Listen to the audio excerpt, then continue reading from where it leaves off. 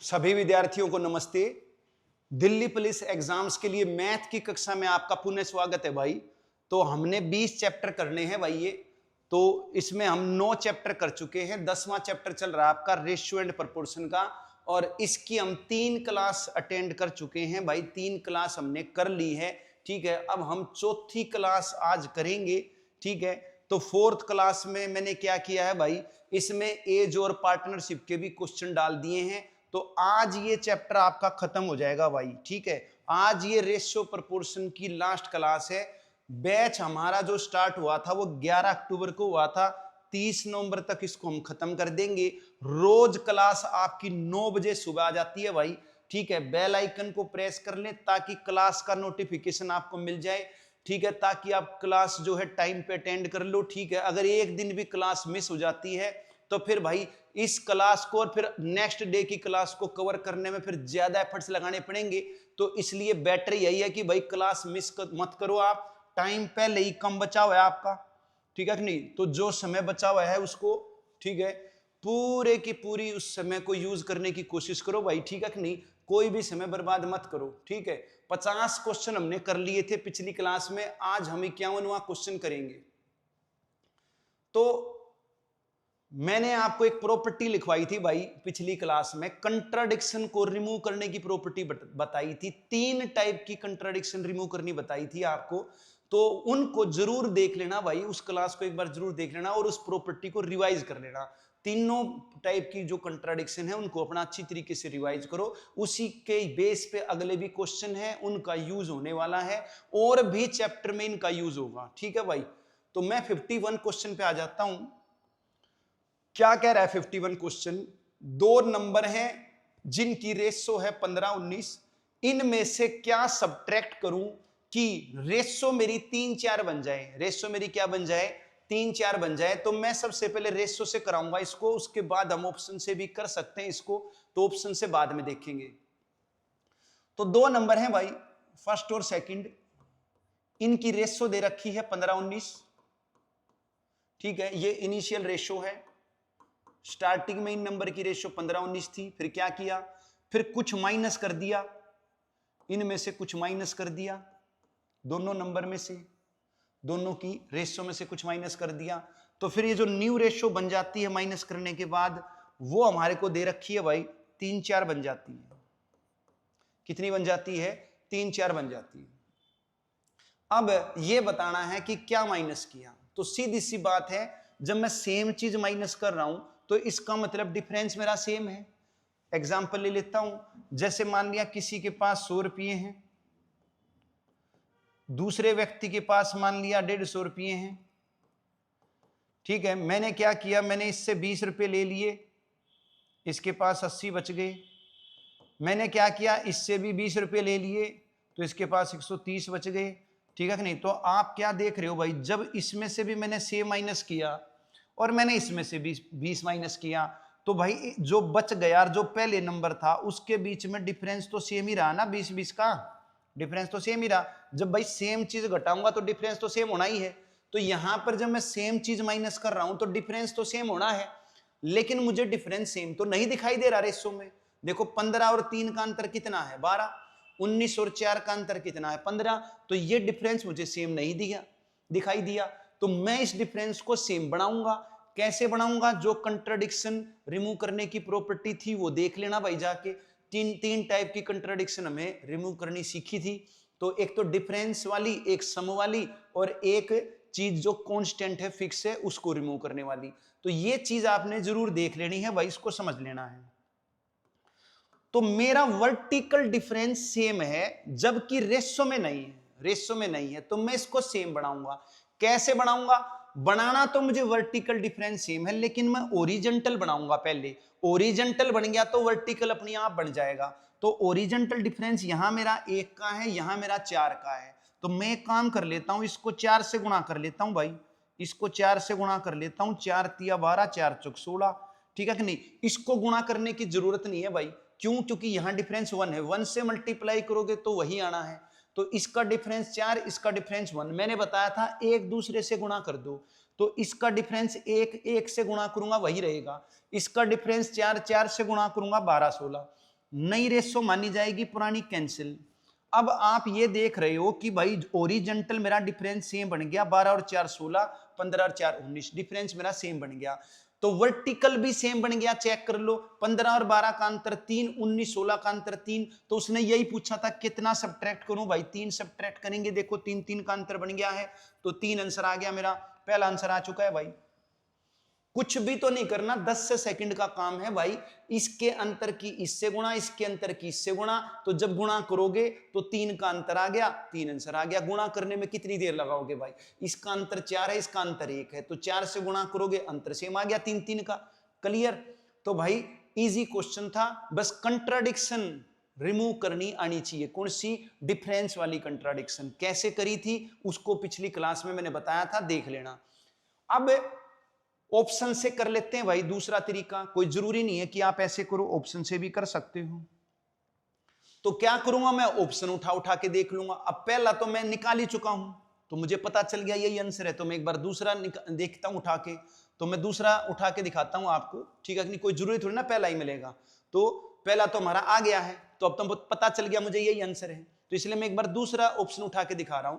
तो मान लिया मैं 5 घटाता हूं, तो 15 में से 5 घटाता हूं, ठीक है, 15 19 की रेशो है, तो जैसे ही मैं 5 घटाऊंगा तो 10 आ गया, यहां पर 5 घटाऊंगा 14 आ गया। तो घटाने के बाद मेरी रेशो 3 4 आनी चाहिए। तो क्या आई 3 4? काटना भाई, ये तो 2 पंजे 10, 2 सत्ते हो जाए तो 5 7 आ गई, तो इसलिए आपका 5 आंसर नहीं है, ठीक है कि नहीं? तो इसी प्रकार आप और उठा के देखोगे तो उसमें भी नहीं आना, क्योंकि हम चेक कर चुके हैं, पहले ही निकाल चुके हैं कि आंसर 3 है। तो अब देखोगे घटा के 15 19 की रेशो है, तो जैसे ही मैं 3 घटाऊंगा तो ये आ जाएगा आपका 12, ये आ जाएगा 16। तो काटोगे कितनी आ गई रेशो भाई, 4 3 12 4 चौक 16, 3 4 की आ गई, उसने भी 3 4 बोली थी, मेरी भी 3 4 आ गई, मतलब यही आंसर है। तो ऐसे ऑप्शन माइनस कर करके देख लो भाई, जिस ऑप्शन को माइनस करने से 3 4 आ जाए वही आंसर, और जिसको माइनस करने से 3 4 की रेशो ना आए वो आपका आंसर नहीं होगा, वो ऑप्शन कट जाएगा। क्लियर है? आगे चलते हैं भाई, 2 तरीके से करा दिया मैंने क्वेश्चन, कोई समस्या होनी नहीं चाहिए। ऑप्शन से भी करा दिया, रेशो से भी करा दिया, मतलब पेपर में कोई सा तो काम करेगा ना, ऐसा तो है नहीं कि एक भी काम नहीं करेगा।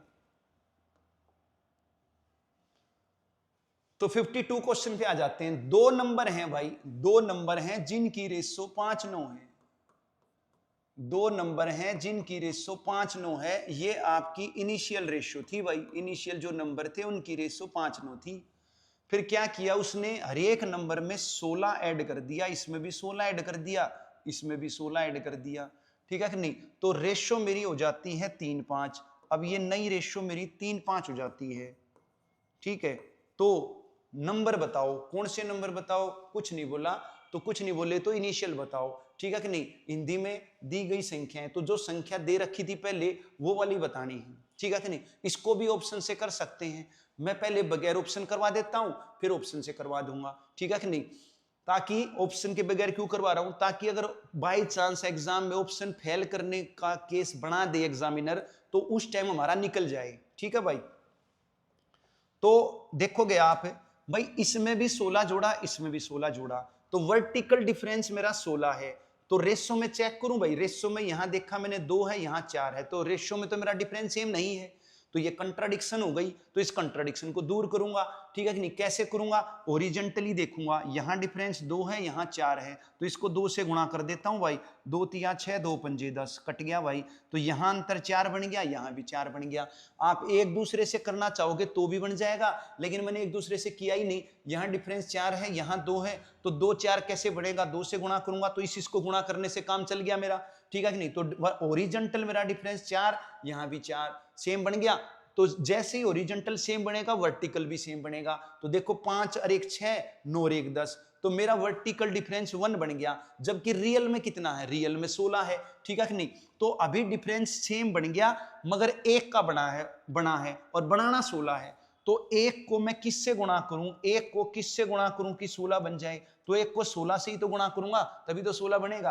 तो 16 से गुणा कर दो भाई, 16 पंजे 80, 16 नीम 144, तो अब मैं 16 से गुणा कर रहा हूं, ठीक है कि नहीं। तो इसको भी कर दोगे 16, 16 6 96, 16 दाई 160 है, ठीक है। अब आप देखोगे डिफरेंस मेरा 16 बन गया है, 80 और 16 96 और 144 प्लस 16 160। तो संख्या पहले वाली निकालनी थी, 80 144 आ गई, तो इसलिए इसको 16 से गुणा करना था, इसको करना ही नहीं था, ठीक है कि नहीं, क्योंकि मुझे तो पहले वाली निकालनी थी। लेकिन मैंने करके दिखाया ताकि आपको क्लियर हो जाए कि बट डिफरेंस 16 बन गया है। समझ में आई बात।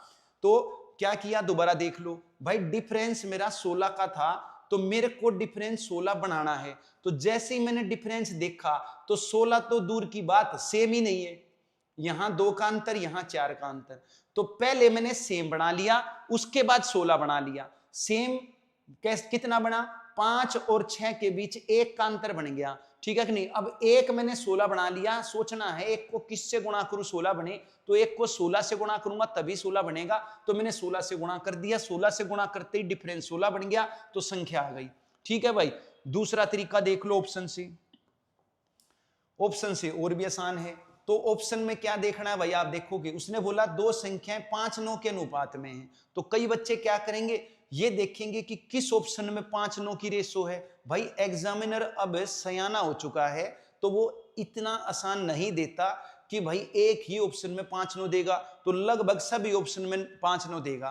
तो आप ये चेक मत करो, ठीक है। तो दो संख्याओं का अनुपात 5-9 है, वो कह रहा है हर एक में 16 जोड़ूं तो 3-5 की रेशो आ जाएगी। तो अब आप क्या करोगे, 16 जोड़ के देखोगे, ठीक है कि नहीं। तो मैंने पहला ऑप्शन उठाया, इसमें 16 जोड़ा 56, इसमें 16 जोड़ा 88, तो क्या 3-5 की रेशो आई।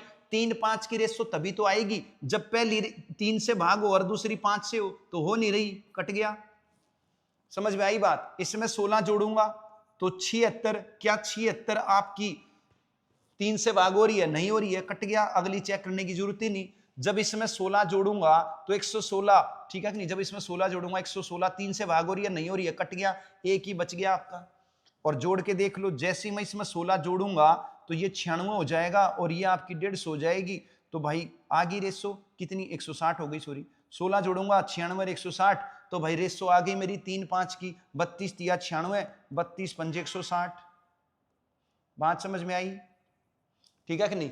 तो यहां भी 16 जोड़ा, यहां भी 16 जोड़ा, 3-5 की रेशो जिस ऑप्शन में बन जाए वही आंसर, ठीक है भाई। दो तरीके से करा दिया है ये वाला क्वेश्चन भी, तो मुझे नहीं लगता कोई समस्या होगी भाई। आगे चलते हैं।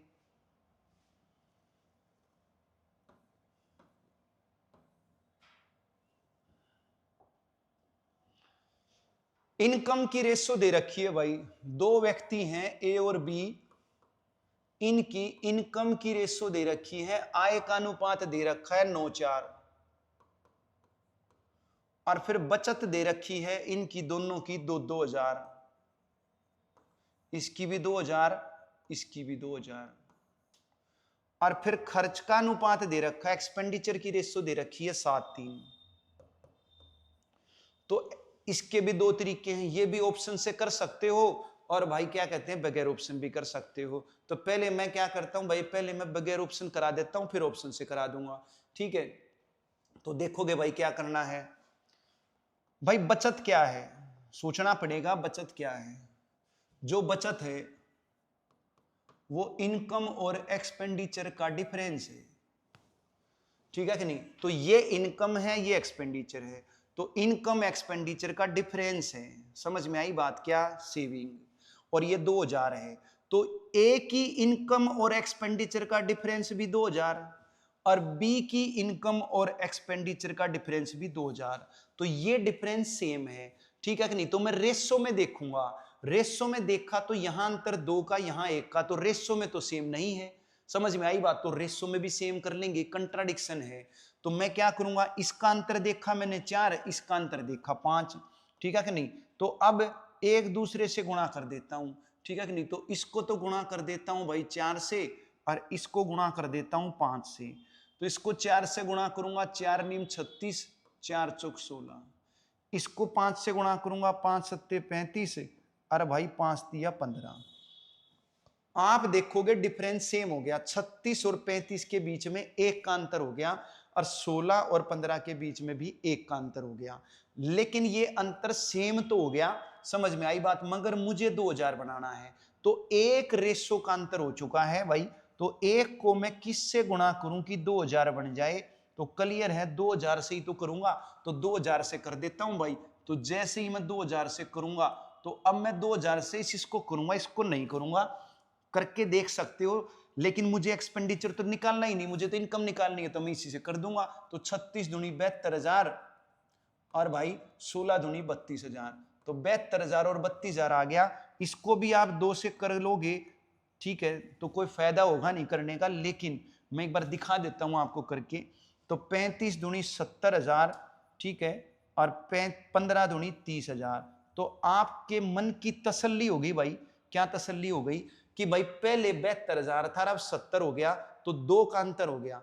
पहले 32,000 थी इनकम और एक्सपेंडिचर 30,000, तो सेविंग 2,000 आ गई। 2,000 आ गई तो मतलब मेरी ठीक है, नहीं आती तो मतलब मेरी गलत है। समझ में आई बात? तो डिफरेंस मैंने सेम किया, और वो डिफरेंस जैसे ही मैंने ओरिजेंटली डिफरेंस किया तो ऑटोमेटिक वर्टिकल भी बन गया, ठीक है कि नहीं? लेकिन वो वर्टिकल डिफरेंस मेरा 1 का बना और मुझे दे रखा है 2,000 का। तो 1 को किससे गुणा करूं कि 2,000 बने? 2,000 से करूंगा। जैसे ही 2,000 से करूंगा इनकम आ जाएगी भाई। तो आंसर आ गया आपका चौथा। क्लियर है? अगर बगैर इसके रेशो के करना चाह रहे हो भाई, ऑप्शन से करना चाह रहे हो, तो वो भी देख लो। तो क्या कह रहा है भाई? ए और बी की आय का अनुपात 9:4 है, इनकम की रेशो 9:4 है। तो कई बच्चे क्या करेंगे भाई, इनकम की रेशो 9:4 देखने लग जाएंगे, हर एक ऑप्शन में मिलेगी भाई। इतना बेवकूफ है नहीं भाई एग्जामिनर, ठीक है कि नहीं?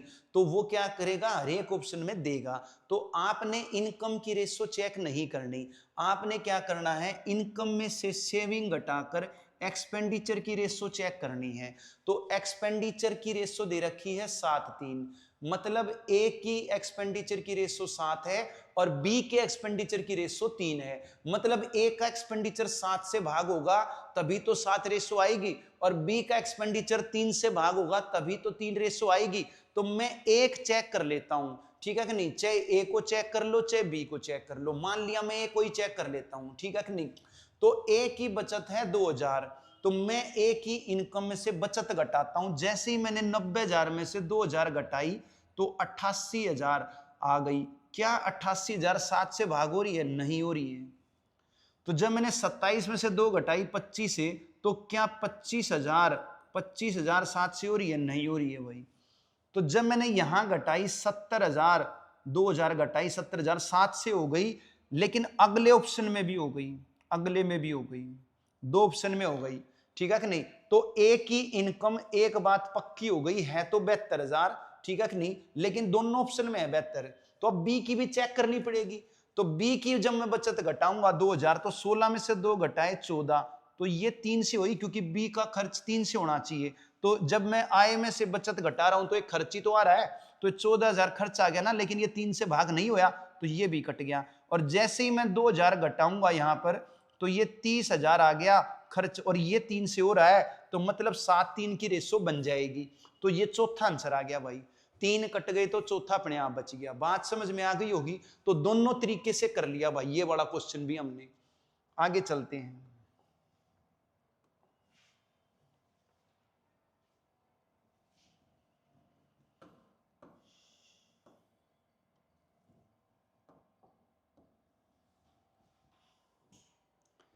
ए और बी की आय का अनुपात 5:3 है भाई।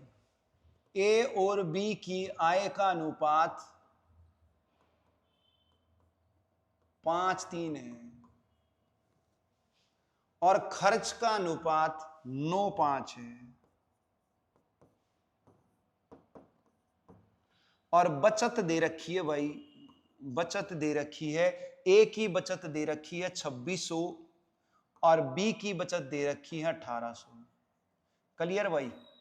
और आपको पता है बचत क्या है, आय खर्च का अंतर है। तो मैं देख रहा हूं कि ए की आय और खर्च का अंतर 2600 है और बी की आय और खर्च का अंतर 1800 है। अब ये जो वर्टिकल अंतर है ये अलग अलग है, सेम नहीं है। अगर सेम होता तो हम रेशो से कर लेते, अलग अलग है तो रेशो से अब नहीं हो पाएगा, ठीक है कि नहीं? तो अब हम क्या करेंगे, 2 तरीके, या तो ऑप्शन से करेंगे या फिर अपना बेसिक मेथड पे जाएंगे, ठीक है भाई? तो मैं बेसिक मेथड से भी करके दिखा देता हूं भाई। तो गिवन क्या है, ए के खर्च का अनुपात, ठीक है, ए का खर्च और बी का खर्च, खर्च मतलब एक्सपेंडिचर, बी का खर्च, इसका अनुपात 9:5 दे रखा है भाई। क्या दे रखा है? 9:5 दे रखा है। 9:5 या 9/5 एक ही बात है, ठीक है भाई। खर्च कैसे निकलेगा? ए का खर्च कैसे निकलेगा? आय माइनस बचत। ए की आय मान लेता हूं 5x और बी की मान लेता हूं 3x। तो ए का खर्च कैसे निकलेगा? आय माइनस बचत। तो ए के खर्च को लिख सकता हूं 5x माइनस 2600। क्या लिख सकता हूं? 5x minus 2600। बी का खर्च, बी की आय माइनस बी की बचत। तो बी की आय 3x, बचत 1800। तो लिख सकता हूं खर्च को 3x माइनस 1800। कोई समस्या? भाई खर्च को क्या लिख सकते हैं? आय माइनस बचत ही तो लिख सकते हैं। तो मैंने आय में से बचत घटा दी, खर्च लिख दिया। अब इजिकल टू 9/5 है भाई। क्रॉस मल्टीप्लाई करके एक्स की वैल्यू निकाल लेंगे। मन मन में कर लेता हूं भाई क्रॉस मल्टीप्लाई। 9 तिया 27 minus 25 2x is equal to 18 Nima 162, 26 पंजे 130। 162 में से 130 घटाओगे 3200। तो x की वैल्यू 1600 आ गई। अब 1600 यहां पुट कर दोगे तो 1600 पुट करोगे, 16 पंजे 80, 8000 और 1600 तिया 4800। तो भाई आंसर आ गया चौथा। क्लियर है भाई? तो हमने क्या कर लिया? हमने बेसिक मेथड से सोल्व कर लिया भाई, ठीक है। अब मैं ऑप्शन से भी करवा देता हूं भाई, जैसे हमने पिछले क्वेश्चन किए थे ऑप्शन से, तो ये वाला भी ऑप्शन से हो जाएगा भाई। तो क्या करना है? वही काम करना है। क्या ये चेक नहीं करना कि आय का अनुपात 5:3 है? आय का अनुपात 5:3 तो हर एक ऑप्शन में देगा, इतना मूर्ख नहीं है भाई एग्जामिनर, हर एक ऑप्शन में देगा। तो फिर हमें क्या करना है? हमें देखना है कि खर्च का अनुपात 9:5 रहना चाहिए। तो ए का खर्च 9 से भाग होगा तभी तो 9 की रेशो में बनेगा, और बी का खर्च 5 से भाग होगा तभी तो 5 की रेशो में बनेगा। तो मैं ए का देख लेता हूं पहले। खर्च कैसे देखूंगा? आय माइनस बचत, ठीक है कि नहीं। इनकम में से जब सेविंग माइनस करूंगा, इनकम में से जब सेविंग माइनस करूंगा तभी तो खर्च आएगा भाई। तो income minus saving is equal to expenditure. Clear? तो इनकम ऑप्शन में है, सेविंग गिवन है, माइनस कर लेता हूं भाई। तो एक इनकम है 9000, सेविंग है 2600। तो जब मैं 2600 घटाऊंगा, 90 में से 26 घटाऊंगा तो कितना बच जाएगा भाई? 64 बचेगा भाई, ठीक है नहीं। 64 और 6 70 और 20 90। तो ये 6400 आ गई। क्या आ गई? 6400। ये एक की एक्सपेंडिचर आ गया, एक का एक्सपेंडिचर आ गया, एक का खर्च आ गया। और ए का खर्च 9 से भाग होना चाहिए, गिवन है 9 से भाग होना चाहिए। 9 से भाग तो नहीं होया तो कट गया भाई। तो इसी प्रकार मैं इस ऑप्शन में घटाऊंगा भाई। तो बचत है मेरी 2600, ए की बचत 2600 घटाऊंगा तो ये 7400 आ गया। 9 से नहीं होया, 60 में से घटाऊंगा तो ये हो गया आपका 5400, ठीक है कि नहीं। 54 नहीं, कितना था? 2600 था ना। तो 2600 घटाऊंगा तो ये आ गया आपका 3400, ठीक है कि नहीं। तो 3400 और 2600 60, 6000 हो जाएगा। तो 34 क्या 9 से भाग होया? नहीं होया भाई, ये भी कट गया। और जब तीन ऑप्शन कट गए भाई तो चौथा अपने आप है। तो जब मैं यहां पर 2600 घटाऊंगा, ठीक है कि नहीं, घटाना भाई 2600 घटाऊंगा तो ये आपका 54 आ गया। कितना आ गया? 54 आ गया। देखोगे 10 में 6 गए 4, 7 में से 2 गए 5। और जब मैं काटूंगा इसको, या 9 से भाग हो रही है ना मेरी, 9 से भाग हो रही है, अगले में भी घटा के देख लो। बी की बचत 1800 है, तो बी की बचत जब मैं 1800 घटाऊंगा 3000। क्लियर? अब जब मैं इसको काटूंगा, ठीक है, काट लो भाई। 2 0 से 2 0 कट गई। 6 से काटोगे, 6 निम 54, 6 पंजे 30, 9 5 की रेशो बन गई। तो जिस ऑप्शन से खर्च की रेशो 9:5 बने, ठीक है कि नहीं, वही आंसर है। लेकिन 9:5 मत बनाओ भाई, 9:5 की जरूरत नहीं है। बस इतना देख लो कि ए का खर्च 9 से हो जाए। तो ए का खर्च 9 और किसी ऑप्शन में होया ही नहीं, एक ही में हुआ, ठीक है कि नहीं। तो आंसर आ गया चौथा। बात क्लियर होगी? तो ये भी हमने दोनों तरीके से कर लिया है, कोई समस्या होनी नहीं चाहिए भाई। बगैर उससे ऑप्शन से भी कर लिया और ऑप्शन से भी कर लिया। कंसेप्ट क्लियर होना चाहिए भाई। जोन सा भी दिमाग में चढ़ जाए पेपर में, वही तरीका अपना लेना है। हमें टाइम बचाना है भाई। 55वें क्वेश्चन पे आ जाएंगे भाई। वो कह रहे हैं 20 लीटर मिक्सचर है एक दूध पानी का, और उसमें दूध पानी की रेशो 5:3 है। यदि 4 लीटर मिश्रण के स्थान पर 4 लीटर पानी डाल दूं तो नए मिश्रण में दूध पानी का अनुपात क्या होगा। ठीक है भाई, ये 20 लीटर मेरा मिक्सचर है, इसमें से मैं 4 लीटर मिक्सचर निकाल रहा हूं। वो बोल रहा है भाई 4 लीटर मिक्सचर निकाल लो, तो मेरा बच कितना रहा है भाई, 16 लीटर मिक्सचर बच रहा है। ठीक है कि नहीं। तो 20 लीटर जो मिक्सचर है इसमें दूध पानी का अनुपात कितना दे रखा है आपको, इसमें दूध पानी का अनुपात कितना दे रखा है, इसमें दे रखा है 5:3 का अनुपात दे रखा है भाई। क्लियर है भाई। मिल्क वाटर की रेशो कितनी है, 5:3 की है 20 लीटर मिक्सचर में।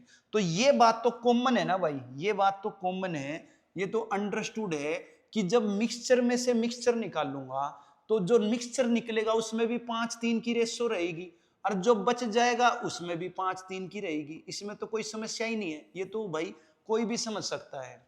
जैसे मैं एग्जांपल लूं भाई, मान लिया हमारी माँ ने, ठीक है नहीं, हमारी माता जी ने गरम दूध कर दिया और उसमें क्या कहते हैं मीठा मिला दिया। ठीक है कि नहीं, गरम दूध में मीठा मिला दिया। समझ में आई बात। तो अब वो क्या हो गया है, अब वो मीठे का और दूध का मिश्रण हो गया है। समझ में आई बात। अब मैं उसमें से 1 गिलास पी लेता हूं, पतीले में क्या किया, मीठे और दूध को मिक्सअप कर दिया, मिल गया है उसमें। ठीक है कि नहीं। तो उसमें रेशो कितनी है मीठे की और दूध की, हो सकता है 10:1 की रेशो, हो सकता है 8:1 की रेशो। ठीक है कि नहीं। सबका अलग अलग टेस्ट है, कोई कम मीठा पिए, कोई ज्यादा मीठा पिए। ठीक है कि नहीं। तो मान लिया कोई भी रेशो है, तो मान लिया 10:1 की रेशो है भाई, 10 दूध है 1 मीठा है। ठीक है कि नहीं। तो 10 दूध है 1 मीठा है, ये दूध मीठे की रेशो है, पतीले में मिक्स हो चुका है। अब क्या कहते हैं, पिताजी आते हैं और भाई 1 गिलास पी जाते हैं दूध। ठीक है कि नहीं। तो अब जो बचेगा, अब जो बच गया दूध, उसमें मीठे और दूध का अनुपात क्या होगा। अब ये थोड़ी ना है कि भाई पिताजी मीठा मीठा पी गए या अकेला दूध पी गए, मीठा बच गया। तो भाई ये तो मिक्सअप था ना, सेम रेशो में मिक्सअप हो गया, तो सेम रेशो में ही पिया है और जो बचा है वो सेम रेशो में ही बचा है। तो क्लियर है कि इसमें से 1 गिलास निकालने के बाद जो बचेगा उसमें भी 10:1 की रेशो ही रहेगी। ये रेशो तो बिगड़नी नहीं ना मीठे की और दूध की। ठीक है कि नहीं। चाहे फिर उसके बाद फिर भाई आ जाए छोटा, ठीक है कि नहीं, अब वो भी 1 गिलास पी गया। ठीक है कि नहीं। फिर दादाजी आए, उसको भी भाई 1 गिलास दे दिया, फिर दादी आई, उसको भी 1 गिलास दे दिया। अब माँ के लिए बच गया भाई, माँ के लिए बच गया वो दूध। ठीक है कि नहीं। तो अब ये थोड़ी ना है कि भाई सारा मीठा तो पी गए सब और ये फीका बच गया, या यूं मान लो दूध पी गया मीठा घना बच गया, ऐसा तो है नहीं। तो वो दूध तो सेम, दूध मीठे का अनुपात सेम ही रहेगा क्योंकि वो मिक्सअप हो चुका है। ये अनुपात कब बिगड़ेगा, ये अनुपात तब बिगड़ेगा जब इसमें या तो अकेला दूध मिलाया जाए या इसमें मीठा और मिला दिया जाए, तब ये अनुपात बिगड़ेगा, अदरवाइज तो अनुपात बिगड़ना नहीं। तो भाई 20 लीटर मिक्सचर था, उसमें दूध पानी का अनुपात 5:3 है, मैंने 4 लीटर मिक्सचर निकाल लिया, तो क्लियर है 5:3 की रेशो में ही निकलेगा। और फिर जो बच गया 16, उसमें भी 5:3 की रेशो रहेगी, इसमें तो कोई डाउट होना ही नहीं चाहिए। तो भाई 16 में भी मिल्क वाटर की रेशो 5:3 है। ठीक है कि नहीं। अब ये मिक्सचर क्या होता है, मिक्सचर होता है मिल्क वाटर का जोड़। ठीक है कि नहीं। तो जोड़ 16 है जबकि रेशो में 8 है, तो 8 को मैं 2 से गुणा कर लूंगा 16 बन जाएगा। ठीक है भाई, रेशो का जोड़ 8 है। ठीक है कि नहीं। मैं किस से गुणा करूं ये 16 बन जाए। ठीक है कि नहीं। तो भाई 2 से गुणा करूंगा। ठीक है कि नहीं। तो 2 से गुणा कर दिया, 2 पंजे 10, 2 तिया 6, मतलब 16 लीटर मिक्सचर है, उसमें दूध पानी का अनुपात 5:3 है। तो मैंने जान लिया दूध कितना है, पानी कितना है। कैसे जाना, यूनिटरी मेथड लगा दिया।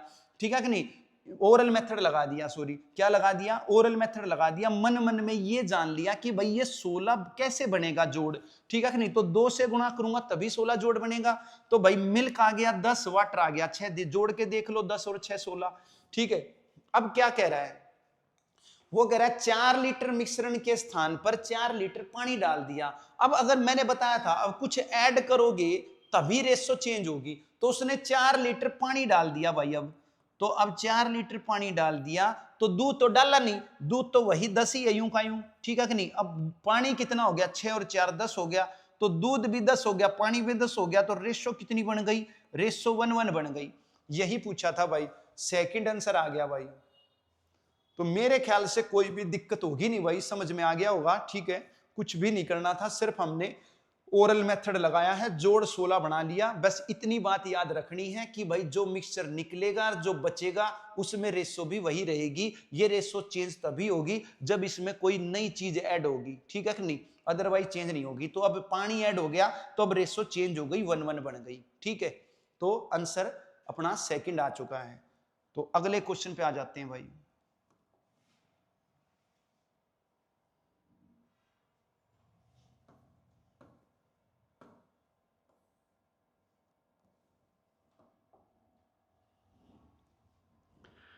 दो बर्तन है भाई, दो बर्तन हैं। पहला बर्तन, फिर एक दूसरा बर्तन। पहले बर्तन में वाटर मिल्क की रेशो 1:2 है भाई। पहले बर्तन में वाटर मिल्क की रेशो 1:2 है। दूसरे बर्तन में वाटर मिल्क की रेशो 2:5 है। अब वो कह रहा है कि इन दोनों के मिक्सचर को एक तीसरे बर्तन में डाल दिया, ठीक है कि नहीं। तो एक तीसरे बर्तन में डाल दिया, वो कह रहा है 2 कंटेंट्स ऑफ 2 वेसल, ठीक है, are mixed in the ratio 1:4 the resulting mixture. तो एक नया मिश्रण बनाया है, इन दोनों को जोड़ के एक नया मिक्सचर बनाया, उसको मैं तीसरे बर्तन में ले रहा हूं, ठीक है कि नहीं। तो उसमें दूध पानी का अनुपात क्या होगा, ये चीज पूछ रहा है भाई, ठीक है कि नहीं। तो हम निकाल लेते हैं। कैसे निकालेंगे, देखो उसने बोला है जो मिश्रण को हमने मिलाया है ना, वो 1:4 की रेशो में मिलाया है। कितनी रेशो मिलाया है, 1:4 की रेशो मिलाया है। इसका मतलब क्या है, इस बात को समझ लो भाई। 1:4 की रेशो मिलाने का मतलब ये है कि जो पहले बर्तन में मिक्सचर क्या होता है, मिक्सचर होता है वाटर मिल्क का जोड़। तो इस पहले बर्तन का जो मिक्सचर है वो मैंने 1 लिया है, और दूसरे बर्तन में से मिक्सचर मैंने 4 लिया है। ये कह रहा है भाई पहले बर्तन में मिक्सचर 1 लेना है, दूसरे मिक्सचर में हमने, दूसरे बर्तन से मिक्सचर हमने 4 लेना है। मतलब इस बर्तन में से अगर मैं 1 लीटर मिक्सचर निकालूंगा तो इसमें से 4 निकालूंगा, या इसमें से 10 निकालूंगा तो इसमें से 40 निकालूंगा। रेशो 1:4 की रखनी है, ठीक है। तो मैं रेशो है 1:4 और ऑप्शन भी रेशो में ही है, तो मैं यही मान के चलूंगा कि 1 ही निकला और 4 ही निकला, ठीक है कि नहीं। अगर कुछ और दिया होता कि भाई इसमें से 10 निकला तो फिर हम इसमें से 40 लेते, या इसमें से 5 लिया होता तो इसमें से 20 लेते, ठीक है कि नहीं। तो रेशो में ही दे रखा है, तो रेशो को ही लेके चलेंगे हम, ठीक है कि नहीं, कि इसमें से 1 लीटर निकला है। अब ये एक क्या है, ये एक जो है ना भाई, ये एक वाटर मिल्क का जोड़ है, ठीक है कि नहीं। एक क्या है, वाटर मिल्क का जोड़ है। तो मैं गिवन रिक्वायर्ड लगा रहा हूं, एक है सम, तो रेशो का सम 3, और वाटर निकालना है तो गुणा में 1। तो जो क्या होता है, जो गिवन होता है उसकी रेशो से डिवाइड, गिवन क्या था 1 था जोड़ वाटर मिल्क का, तो वाटर मिल्क की रेशो के जोड़ से भाग कर दिया, वाटर निकालना है 1 से गुणा कर दिया। तो इस एक में मिल्क कितना है भाई, एक क्या है, वाटर मिल्क का जोड़ है, तो रेशो के जोड़ 3 से भाग कर दिया और 2 से गुणा कर दिया। इसी प्रकार 4 क्या है, वाटर मिल्क का जोड़ है, ठीक है कि नहीं। तो 4 को मैंने वाटर मिल्क की रेशो 7 से भाग कर दिया और 2 से गुणा कर दिया। इसी प्रकार 4 क्या है, वाटर मिल्क का जोड़ है, तो वाटर मिल्क के जोड़ 7 से भाग कर दिया, 5 से गुणा कर दिया। तो भाई ये पहले बर्तन में जो वाटर मेरा आया है, वाटर मैंने जो निकाला है वो 1/3 है, और पहले बर्तन में से जो मैंने मिल्क निकाला है वो 2/3 है। दूसरे बर्तन में से वाटर मेरा 8/7 निकला है, और दूसरे बर्तन में से मेरा मिल्क जो है वो 20/7 निकला है। तो जब इनको मैंने मिक्सअप कर दिया एक नए बर्तन में, तो वहां पर वाटर मिल्क की रेशो कितनी होगी वो चीज देख लेंगे। तो पहले बर्तन से मेरा वाटर आया 1/3, दूसरे बर्तन से वाटर आया मेरा 8/7, ठीक है भाई। पहले बर्तन में से मेरा मिल्क आया 2/3, और भाई दूसरे बर्तन से मेरा मिल्क आया 20/7। एलसीएम ले लूंगा भाई, तो 7 और 24 31/21, ठीक है कि नहीं। और यहां एलसीएम लूंगा 14 और 60 74/21, 21 कट जाएगा। तो मेरी वाटर मिल्क की रेशो 31/74 आ गई। मगर उसने पूछी है मिल्क वाटर की, उसने दूध पानी का अनुपात पूछा है, तो दूध पहले लेना है भाई, ठीक है कि नहीं। मिल्क वाटर की रेशो चाहिए मुझे तो मिल्क मेरा 74 है और वाटर मेरा 31 है, तो 74-31 की रेशो आ गई। यहां गलती हो सकती है क्योंकि ऑप्शन में 31-74 भी है और 74-31 भी है। तो ये जो 31-74 है, मैंने पहले पानी लिया था, तो ये तो पानी दूध का अनुपात है, पूछा दूध पानी का है तो उल्टा कर दो भाई, तो चौथा आंसर आ गया। बात समझ में आ गई होगी भाई, तो कोई भी समस्या होनी नहीं चाहिए। तो ये जो एक था ये वाटर मिल्क का जोड़ था, तो हमने गिवन रिक्वायर्ड निकाल के वाटर मिल्क ले लिया, ठीक है कि नहीं, अलग अलग, और फिर उनको जोड़ लिया। तो तीसरे बर्तन में जो मिक्सचर है उसमें वाटर मिल्क की रेशो हमारी आ गई थी 31-74, पूछी मिल्क वाटर की थी, उल्टा कर दिया 74-31। नेक्स्ट क्वेश्चन पे आ जाते हैं। सेम ऐसा ही क्वेश्चन एक और ले लेते हैं। अभी ये 2 बर्तन का था, 3 बर्तन का भी पूछ सकता है भाई, तो अब 3 बर्तन पे आ जाएंगे।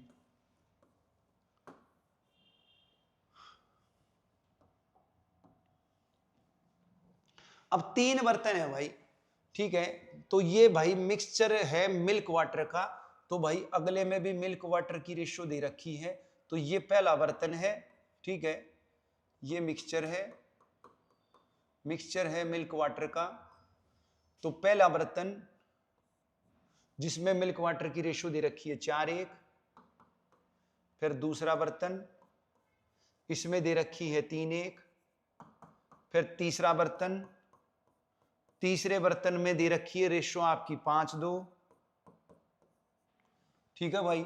अब इनके वॉल्यूम की रेशो, तीनों बर्तन के वॉल्यूम की रेशो, वॉल्यूम यानी कि पूरा जब भर जाएगा बर्तन तो उसमें कितना मिक्सचर आ सकता है, तो ये जो 3, 4, 5 है ये वॉल्यूम है, यानी पूरा मिश्रण है, और मिश्रण क्या है, वो मिल्क वाटर का जोड़ है। तो यहां मिक्सचर जो है पहले में वो 3 दे रखा है, 3, 4, 5 की रेशो है, दूसरे में का 4 दे रखा है और तीसरे का 5 दे रखा है। क्लियर भाई, तो ये मिक्सचर की रेशो दे रखी है, मिक्सचर मतलब मिल्क वाटर का जोड़ दे रखा है। अब इन तीनों बर्तन के मिक्सचर को मुझे एक चौथे बर्तन में मिक्स करना है, उस चौथे बर्तन में मिल्क वाटर की रेशो पूछी है भाई, ठीक है कि नहीं।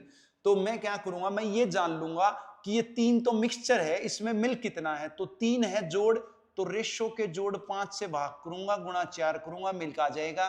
तो 3 को रेशो के जोड़ 5 से भाग करूंगा, 1 से गुणा करूंगा, वाटर आ जाएगा। और यहां पर जोड़ है 4 और यहां भी जोड़ 4 ही है, तो मतलब 3:1 ही हो गया, ठीक है कि नहीं। जोड़ 4 था, 4 ही बन गया, तो कुछ जोड़ से भाग करने की जरूरत नहीं, करोगे तो भी यही आएगा। सेम इसी प्रकार 5 जोड़ है, तो रेशो के जोड़ 7 से भाग करूंगा, 5 से गुणा करूंगा, 5 जोड़ है तो 7 से भाग करूंगा, 2 से गुणा करूंगा, ये वाटर आ गया, ये मिल्क आ गया। क्लियर है भाई। तो अब चौथा बर्तन ले लेते हैं भाई। तो चौथे बर्तन में मुझे रेशो निकालनी है मिल्क वाटर की, ठीक है भाई। तो यहां से, यहां पहले बर्तन से मेरा मिल्क आया 12/5, दूसरे बर्तन से मिल्क आया 3, और भाई तीसरे से आया 25/7, और भाई दूसरे बर्तन में पहले बर्तन का वाटर मेरा आया 3/5, और दूसरे बर्तन का वाटर आया 1, और तीसरे बर्तन का आया 10/7, ठीक है भाई। कई बच्चे सोचेंगे भाई यहां जोड़ 5 से भाग किया, यहां नहीं किया, भाई करके देख लो, कोई दिक्कत नहीं है। ये जो 4 है तो रेशो के जोड़ 4 से भाग करोगे और 3 से गुणा करोगे, 4 कट जाएगा, 3 ने तो आओगा, समझ में आई बात। तो इसी प्रकार यहां भी आप करोगे, ये 4 जो है रेशो का जोड़ है, तो रेशो के जोड़ 4 से करोगे, 1 से गुणा करोगे, 1 ही तो आएगा, ठीक है कि नहीं। तो करके देख सकते हो, 3 1 पहले ही जोड़ 4 बना हुआ था भाई, ठीक है कि नहीं। तो मुझे अलग से गिवन रिक्वायर्ड लगाने की जरूरत ही नहीं, वो तो यहां जोड़ 5 है और यहां 3 है, तब करना है। यहां जोड़ 4 है, यहां भी 4 ही है, तो सीधा ही हो गया 3 1। अब इनको जोड़ लो एलसीएम लेके, नीचे एलसीएम तो कटना है, जैसे पिछले क्वेश्चन में कट गया था, तो नीचे डिनोमिनेटर में मैं लिखूंगा नहीं, तो सीधा ले लेता हूं भाई। 7 12 7 84, अरे भाई 35 3 105, और 25 5 125, जोड़ देता हूं भाई। तो 5 और 5 10 और 4 14, ठीक है कि नहीं। और ये 13 और 10 21 और 8 29, ठीक है भाई। ये यहां लाइट का रिफ्लेक्शन पड़ता है भाई, तो कई बार दिखता ही नहीं, तो रकम गलत लिखी जाती है, तो बड़ा साइड से झुक झुक के देखना पड़ता है कि क्या लिखा हुआ है, ठीक है कि नहीं। तो 12 7 84, 35 3 105, 25 5 125, तो जोड़ूंगा 5 और 5 10 4 14, 9 9 और क्या कहते हैं 10 19, 19 और 2 क्या कहते हैं 21 और 10 31। देखा गड़बड़ हो गई थी ना, मैं कह रहा था दिखाई नहीं देता, ऐसे झुक के देखना पड़ता है तब जाके दिखता है भाई, ठीक है कि नहीं। तो ये हो गया 314 भाई। अब यहां लाइट पड़ती है, कई बार दिखता नहीं है, ठीक है। तो इसके बाद आपको तो सही दिख रहा होगा, बस मुझे नहीं दिखता, ठीक है नहीं, क्योंकि यहां नीचे से लाइट आ रही है तो यहां रिफ्लेक्शन पड़ रहा है। तो भाई देखोगे 7 तिया 21, 7 तिया 21, 7 पंजे 35, 5 दाई 50, तो इसको जोड़ोगे आप तो ये हो जाएगा भाई 5 और 1 6, ठीक है भाई। और ये हो जाएगा आपका, इधर फिर दिख रहा ही नहीं दे रहा भाई मुझे, 5 और 3 8 2 10 106, तो काटूंगा 2 से तो ये हो जाएगा आपका 157 और ये हो जाएगा 53। क्लियर है भाई, 157 53 की रेशो आ गई है। तो ये इसमें ऑप्शन दिखाई नहीं दे रहे हैं, आगे आएंगे तो देख लेना भाई। 157 53 की रेशो आ गई मिल्क वाटर की, और मिल्क वाटर की ही पूछी थी, तो नहीं तो हम उल्टा कर देते, अगर वाटर मिल्क की पूछी होती तो इसमें सीधी ही पूछी है, कोई समस्या होनी नहीं चाहिए, सेम पिछले क्वेश्चन की तरह था भाई। तो आ गया होगा समझ में, मुझे नहीं लगता कोई भी दिक्कत होगी। तो दिखा देता हूं भाई ऑप्शन इसके, ठीक है। तो ये देखो भाई 157 53 सी आंसर आ गया है। क्लियर, आगे चलते हैं।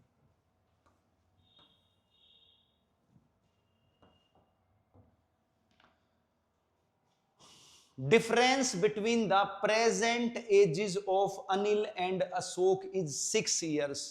The ratio between their ages after 4 years will be 3:4.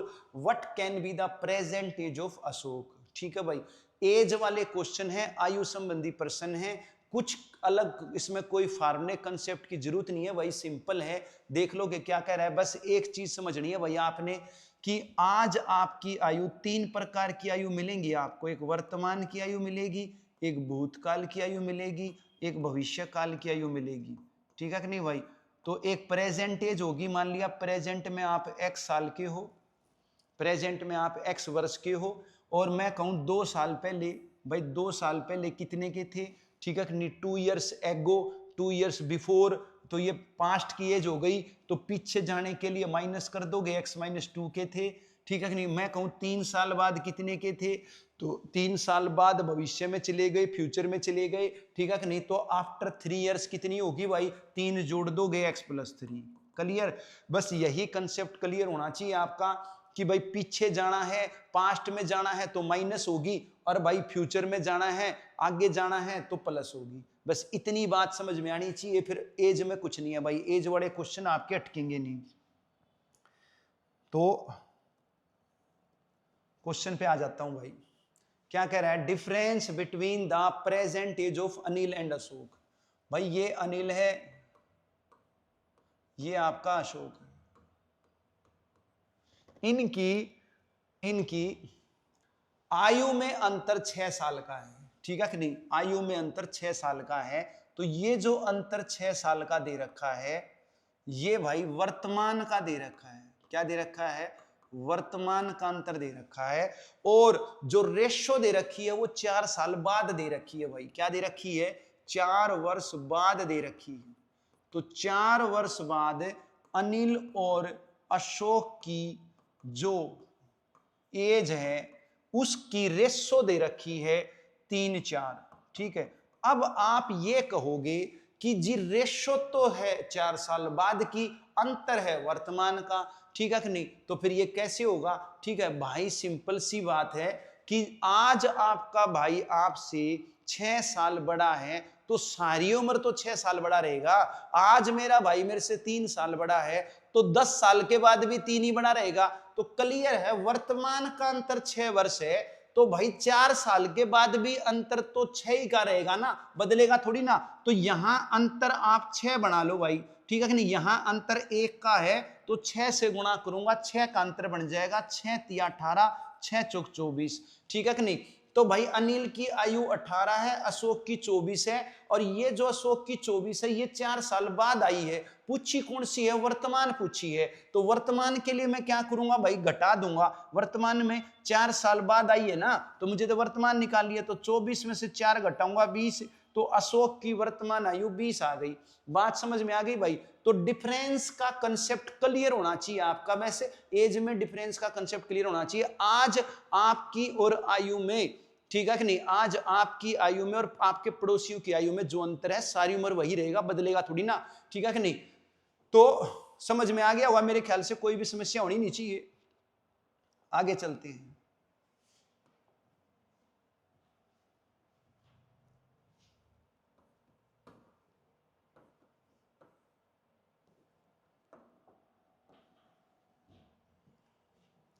A B C की वर्तमान आयु का जोड़ 90 वर्ष है। 6 साल पहले उनकी आयु का अनुपात 1, 2, 3 है।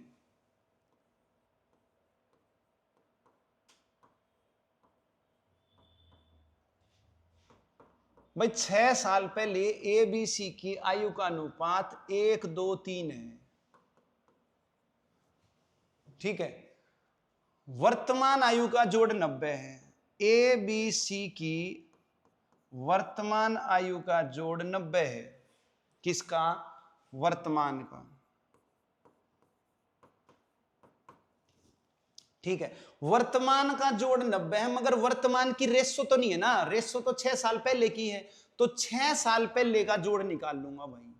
तो 6 साल पहले इन तीनों की आयु का जोड़ कितना था ये जान लो भाई। तो क्लियर है भाई, आज मेरी आयु और 6 साल पहले की मेरी आयु में कितने का अंतर होगा? 6 का अंतर होगा।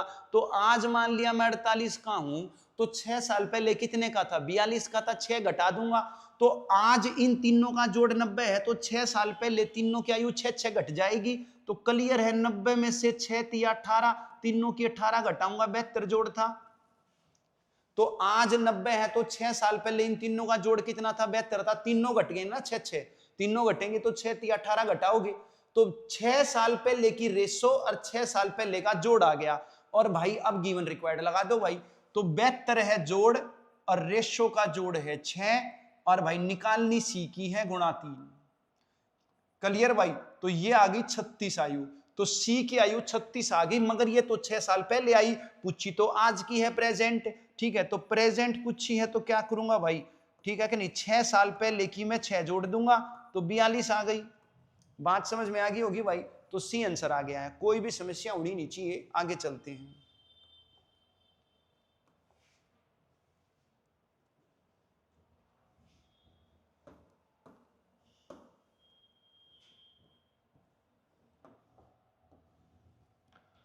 छह साल पहले सुमन का विवाह हुआ। अब उसकी आयु उसके विवाह की समय का 1/4 गुणी है। तो 6 वर्ष पूर्व, 6 वर्ष पूर्व और आज, ठीक है कि नहीं। तो 6 साल पहले 1 थी, तो अब कितनी है? अब 1/4 है। यानी कि पहले 1 थी तो अब 5/4 है। या यूं कह सकते हो पहले 4 थी अब 5 है। और 6 साल पहले की बात हो रही है, तो 6 का अंतर होना चाहिए। तो यहां अंतर 6 का बना लो भाई। 6 चौक 24, 6 पंजे 30। तो आज आयु सुमन की 30 है। पुत्र की कितनी है? पुत्र की मां का, तो अपनी मां का 1/10 है भाई। तो 30 का 1/10 है, वर्तमान आयु का 1/10 है। तो पुत्र आ गया 3 साल का। बात समझ में आ गई भाई। तो सेकंड आंसर है, इजी क्वेश्चन है, ठीक है। रेशियो में डिफरेंस आपको बनाना सिखा रखा है भाई। आगे चलते हैं।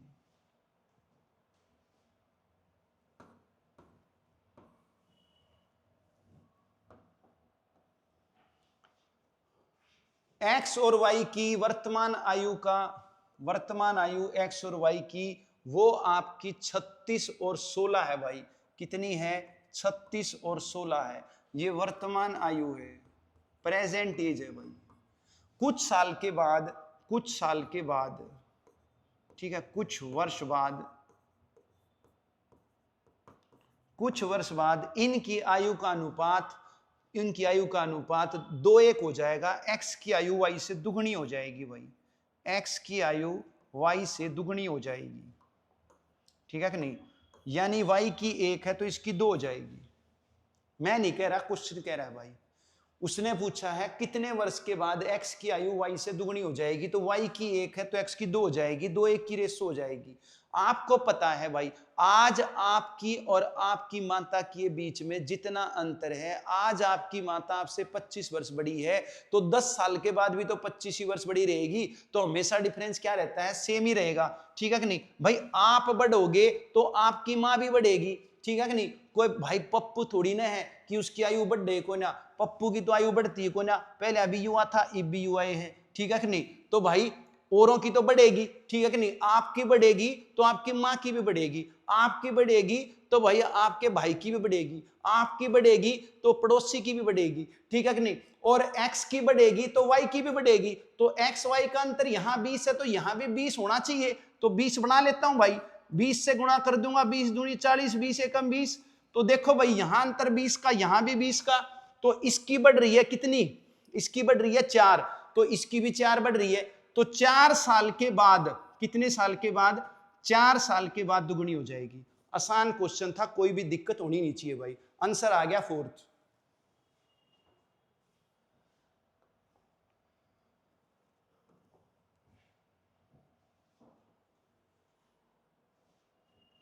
कुल मिला के भाई आयु वाले क्वेश्चनों में क्या है, डिफरेंस सेम करना है, बस डिफरेंस सेम हो जाएगा फिर कोई समस्या आनी नहीं भाई।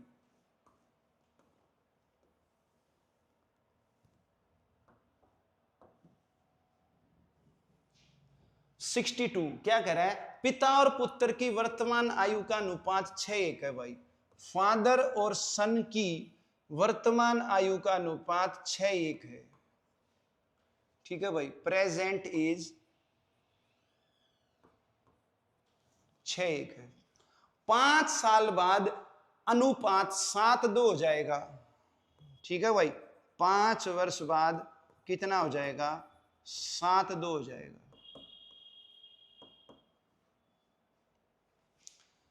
पुत्र की वर्तमान आयु क्या होगी भाई, क्या होगी, पुत्र की वर्तमान आयु क्या होगी, ये जानना है। तो देखोगे भाई, भाई प्रेजेंट में और 5 साल बाद में कितने का अंतर, 5 का अंतर भाई। यहां अंतर कितने का है, देखो वर्टिकल डिफरेंस मेरा 5 होना चाहिए, तो यहां मेरा 1 का, यहां भी 1 का है। चलो कम से कम सेम तो है, ठीक है कि नहीं, बस सेम है, वो 1 का है और मुझे 5 बनाना है, तो 5 से गुणा कर दो भाई, ठीक है कि नहीं, 5 से गुणा कर दो, 5 6 30, 5 एकम 5।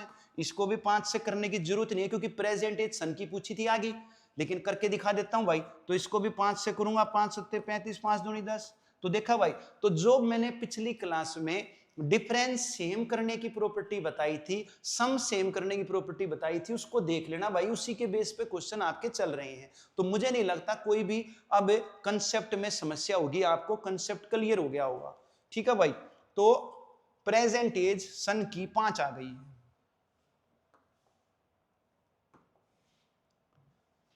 63 पे आ जाते हैं भाई।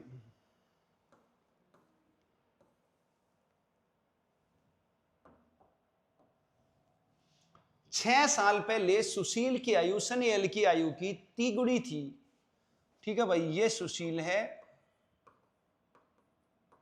और भाई ये सनील है, तो तिगुनी आयु थी भाई, कब, 6 वर्ष पूर्व।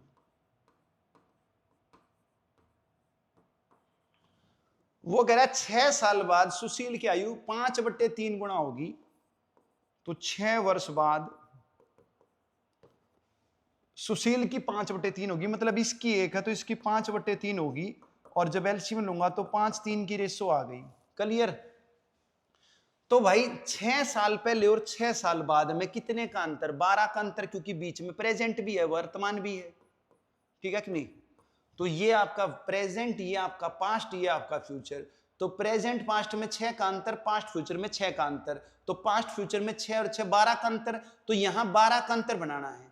चलो भाई सेम तो पहले से है, यहां 3, यहां 5, यहां 1, यहां 3, तो 2 का अंतर है, मुझे 12 बनाना है, तो 6 से गुणा कर दूंगा, ठीक है कि नहीं। तो जैसे ही 6 से गुणा करूंगा, 6 3 18, 6 दूनी 6 एकम 6, और यहां 6 से गुणा करूंगा भाई, 6 पंजे 30, 6 3 18, ठीक है कि नहीं। तो देखो भाई अंतर 12 12 का बन गया। क्लियर। तो भाई ये एग्जैक्ट एज आ गई, पहले रेशियो में थी अब एग्जैक्ट आ गई। पूछी क्या थी, सनील की वर्तमान पूछी थी भाई, तो ये तो सनील की 6 साल पहले की आई है, वर्तमान कितनी होगी, 6 जोड़ दो भाई, तो 12 आ गई। क्लियर। तो 12 आंसर है भाई, पहला आंसर है। तो यहां पर भी डिफरेंस सेम बढ़ाया, रेशो में तो पहले ही था, बस रेशो का अंतर हमने 12 बना लिया, जैसे ही 12 बन जाएगा एग्जैक्ट एज आ जाएगी। 64 पे आ जाते हैं भाई।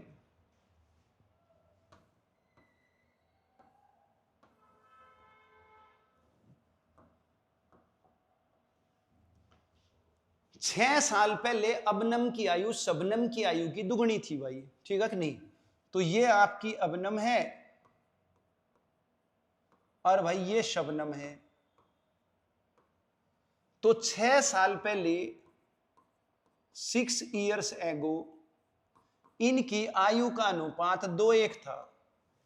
अब वो कह रहा है वर्तमान आयु का अनुपात 9:5 है। प्रेजेंट एज जो है, प्रेजेंट एज वो 9:5 की रेशो है भाई। कितने की रेशो है? 9:5 की रेशो है। तो वो कह रहा है कि भाई वर्तमान आयु का अंतर बताओ। वर्तमान का अंतर निकाल लो। अर्चे भाई 6 साल पहले का अंतर निकाल लो। अंतर तो सारी उम्र समान ही रहना है, ठीक है कि नहीं। तो कोई सा भी निकाल सकते हो, आंसर सेम ही आएगा। तो अब देखोगे 6 साल पहले और वर्तमान में कितने का अंतर होना चाहिए?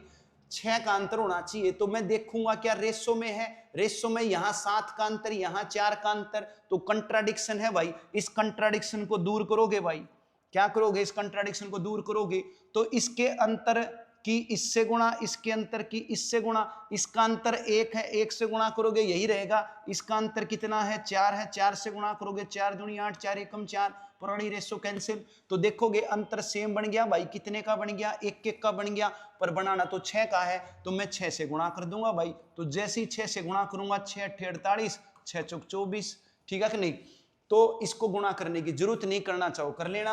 हमें तो वर्तमान का अंतर पूछा था, वर्तमान का अंतर आ गया 48, 24 का अंतर 24 आ गया। क्लियर है भाई? फोर्थ आंसर आ गया। बात समझ में आ गई होगी। तो भाई अंतर सेम यहां पहले से नहीं था, तो अंतर सेम बनाया और फिर सेम तो बना लिया। 1 का अंतर, अब वो 6 का और बनाना है। तो 1 को किससे गुणा करूं? 1 को किससे गुणा करूं? 6 बन जाए। 6 से ही करूंगा। तो जैसे ही 6 से गुणा करूंगा, अंतर आपका आप कहोगे जी तो 24 का बन गया, 6 का बना रहे भाई। वर्टिकल तो 6 का है ना। जब इसको 6 से गुणा करोगे, 6 निम 54, 6 पंजे 30, तो देखो 6 6 का ही तो अंतर है। 24 6 30 48, 6 54। क्लियर? तो वर्तमान का अंतर पूछा है, तो 6 54 30 का अंतर निकाल लो।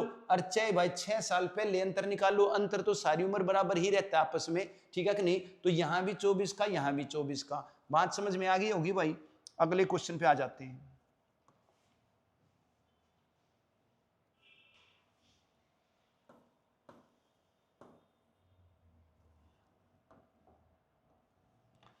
तो 65 क्वेश्चन क्या कह रहा है? 5 साल पहले महासिंह की आयु 3 गुना थी अपने पुत्र की। यानी कि जो फादर की एज थी, ठीक है, वो सन की 3 गुना थी भाई। पिता की आयु पुत्र से कितनी गुनी थी भाई? 3 गुनी थी। And his age 10 years hence will be twice of his son. और भाई ये तो प्रेजेंट की 5 साल पहले की बात हो रही थी ये, ठीक है। अब 10 साल बाद की बात हो रही है, लेकिन बीच में प्रेजेंट आएगा। उसके बाद फिर 10 साल बाद, 10 years later, तो ये दुगनी हो जाएगी भाई। तो 5 साल पहले और 10 साल बाद में कितने का अंतर हुआ?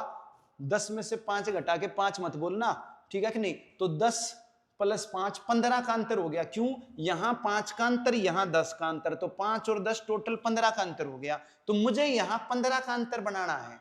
तो पहले मैं अंतर सेम कर लूं। यहां अंतर 1 का, यहां 0 का, मैं सेम बना लूं। तो क्या करूंगा? ओरिजेंटली यहां डिफरेंस 2 है, यहां 1 है, एक दूसरे से गुणा कर दूंगा। तो इसके अंतर 2 से जब मैं गुणा करूंगा, तो भाई 2 दूनी 4, 2 एकम 2, ये कट जाएगी। तो भाई देखो वर्टिकल डिफरेंस मेरा सेम हो गया 1 1। लेकिन मुझे तो कितना बनाना है? मुझे तो 15 बनाना है। तो 15 बनाने के लिए क्या करूंगा भाई, ठीक है कि नहीं। 15 से गुणा कर दूंगा। 1 का अंतर है, किससे गुणा करूं 15 बन जाए? 15 से ही करूंगा, ठीक है कि नहीं। तो 15 से गुणा कर देता हूं भाई। तो ये हो जाएगा 15 तिया 45, 15 एकम 15, ठीक है कि नहीं। तो पूछी क्या थी भाई? उसने पूछी थी प्रेजेंट एज ऑफ फादर, पिता की बतानी है, मासी की बतानी है, ठीक है कि नहीं। तो 5 साल पहले पिता 45 का था, आज कितने का होगा? 5 जोड़ दो भाई, 50 का, ठीक है कि नहीं। तो आज पिता की आयु कितनी है? 50 है भाई। बात समझ में आ गई होगी, कोई भी दिक्कत होनी नहीं चाहिए भाई। तो इस टाइप के इस टाइप के क्वेश्चन में चाहे वो एज वाले हों तो वही डिफरेंस का कंसेप्ट लग रहा है भाई आपका। तो ये डिफरेंस वाली प्रॉपर्टी यानी जो पिछली क्लास में हमने की थी वेरी इंपॉर्टेंट है। इसका यूज रेशियो में नहीं है, इसका यूज स्पीड टाइम वाले में भी आएगा, वर्क टाइम वाले में भी आएगा, प्रॉफिट लॉस में भी आएगा भाई, एसआई वाले में भी आएगा, ठीक है कि नहीं, और आपका देखो एज वाले में भी आ गया और पार्टनरशिप में भी आएगा। तो रेशियो बड़ा इंपॉर्टेंट चैप्टर है, ठीक है, हर एक चैप्टर में मोस्टली इसका यूज होता है भाई, ठीक है कि नहीं, कर सकते हैं हम इसका। तो आगे चलते हैं। अब मैंने एज के साथ साथ यहां पर पार्टनरशिप वाले क्वेश्चन भी इंक्लूड किए हैं भाई। कौन से क्वेश्चन यूज इंक्लूड किए हैं? पार्टनरशिप वाले भी इंक्लूड किए हैं। तो पार्टनरशिप का फंडा बता देता हूं भाई। पार्टनरशिप जो होती है, साझेदारी जो होती है, वो दो प्रकार की होती है। जो पार्टनरशिप है, साझेदारी है, वो दो प्रकार की होती है। एक तो सिंपल पार्टनरशिप होती है आपकी, साधारण साझेदारी, और एक कंपाउंड पार्टनरशिप होती है, यानी कि जटिल साझेदारी। भाई साझेदारी का मतलब यह है कि जब दो या दो से ज्यादा व्यक्ति मिलकर कोई व्यापार शुरू करें, कोई बिजनेस स्टार्ट करें, तो उसको हम पार्टनरशिप बोलते हैं। तो ये पार्टनरशिप दो प्रकार की होगी।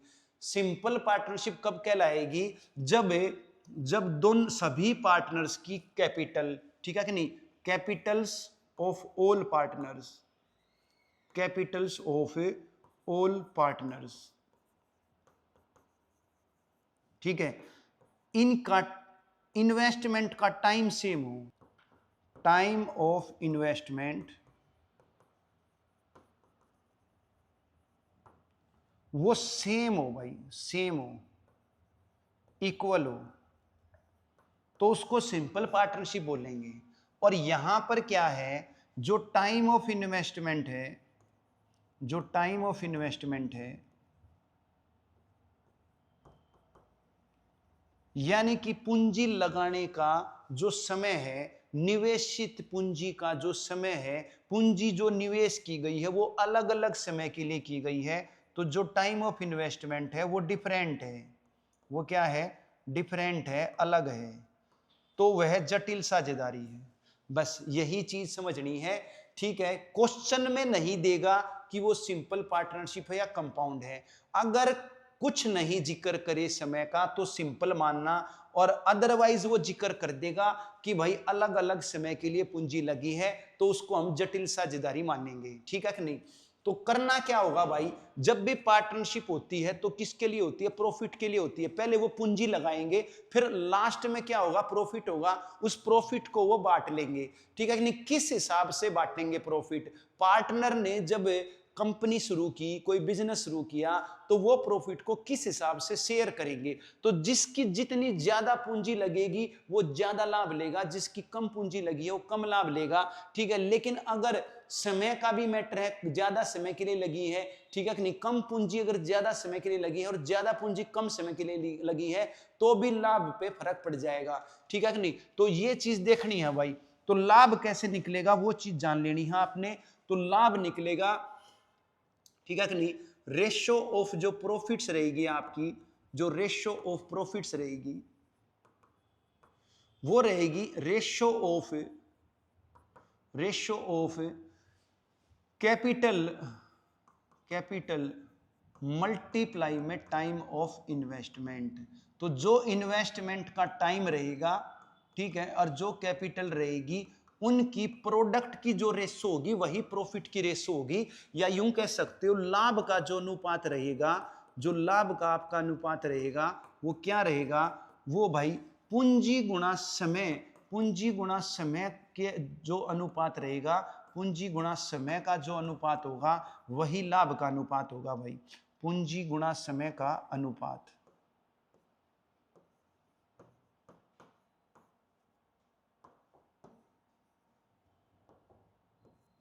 क्लियर भाई? तो पूंजी गुणा समय का अनुपात जो होगा वही लाभ का अनुपात होगा। अब सिंपल पार्टनरशिप में समय सेम होता है, तो वो समय सेम जब आप लोगे तो सेम मल्टीप्लाई करोगे तो कट जाएगा। तो इसलिए सिंपल पार्टनरशिप में समय की जरूरत ही नहीं है भाई, उस केस में आप सिर्फ पूंजी पूंजी ले सकते हो। लेकिन अगर कंपाउंड पार्टनरशिप है तो फिर पूंजी गुणा समय भी करना पड़ेगा। चाहो तो सिंपल में भी कर लेना पूंजी गुणा समय, लेकिन वहां पर टाइम वेस्ट होगा। तो इसलिए सिंपल पार्टनरशिप में पूंजी पूंजी का अनुपात लेके चलेंगे, लेकिन अगर कंपाउंड पार्टनरशिप है तो पूंजी गुणा समय भी लेके चलेंगे। समझा देता हूं भाई, एक बार क्वेश्चन पे आ जाते हैं, ठीक है, नहीं समझ में आ जाएगी बात। तो पढ़ लो क्वेश्चन क्या कह रहा है। ए बी सी 3 पार्टनर हैं, उन्होंने 27,000, 81,000, 72,000 लगाकर एक व्यापार शुरू कर लिया। बी को लाभ में से 36,000 मिले, तो कुल लाभ कितना है? ठीक है कि नहीं भाई? तो ए ने पूंजी लगाई, ए ने, बी ने, सी ने पूंजी लगाई भाई, ठीक है। कितनी लगाई? 27,000 लगाई ए ने, बी ने लगाई 81,000 और सी ने लगाई 72,000। तो ये पूंजी लगा ली भाई, ठीक है। अब जो पूंजी का अनुपात है वही लाभ का अनुपात है, क्योंकि साधारण साझेदारी है। कहीं भी जिक्र नहीं किया कि ए ने जो पूंजी लगाई है वो अलग समय के लिए लगाई है और बी ने अलग के लिए लगाई है। नहीं भाई, पूंजी लगाई, एक साथ व्यापार शुरू किया और वर्ष के बाद लाभ हो गया, तो एक ही साल के लिए लगी है। तो गुणा में अगर मैं समय करूं भी गा एक साल, तो गुणा में 1 करूं भी गा तो कोई फर्क थोड़ी ना पड़ना है। तो इसलिए हमें सिंपल पार्टनरशिप में टाइम की गुणा करने की जरूरत नहीं। तो जो पूंजी का अनुपात वही लाभ का अनुपात। तो लाभ का अनुपात आ गया, काट दो भाई, 9 तिया 27, 9 9 81, 9 8 72, काट दोगे आप 9,000 से, तो 3 9 8 की आ गई। और यही लाभ का अनुपात है, यही पूंजी का अनुपात है, यही लाभ का अनुपात है। और कुल लाभ हमें निकालना है, बी का दे रखा है। तो बी का प्रॉफिट दे रखा है भाई, बी का प्रॉफिट दे रखा है, कितना दे रखा है भाई? 36,000 दे रखा है। और मुझे टोटल प्रॉफिट निकालना है, तो मैं क्या कर दूंगा भाई? गिवन रिक्वायर्ड लगा दूंगा। गिवन क्या है? बी का प्रॉफिट, तो बी की रेशो से भाग कर दूंगा। बी की रेशो मेरी 9 है, 9 से भाग कर दूंगा। निकालना मुझे टोटल है, तो रेशो का टोटल 20 से गुणा कर दूंगा। तो 9 से काटूंगा 4,000, 20 से गुणा करूंगा 80,000। क्लियर है भाई? ठीक है। तो भाई टोटल प्रॉफिट मेरा 80,000 आ गया। एक बार रेशो बना ली और फिर गिवन रिक्वायर्ड लगा दिया, और कुछ नहीं था इसमें। नेक्स्ट क्वेश्चन पे आ जाते हैं भाई।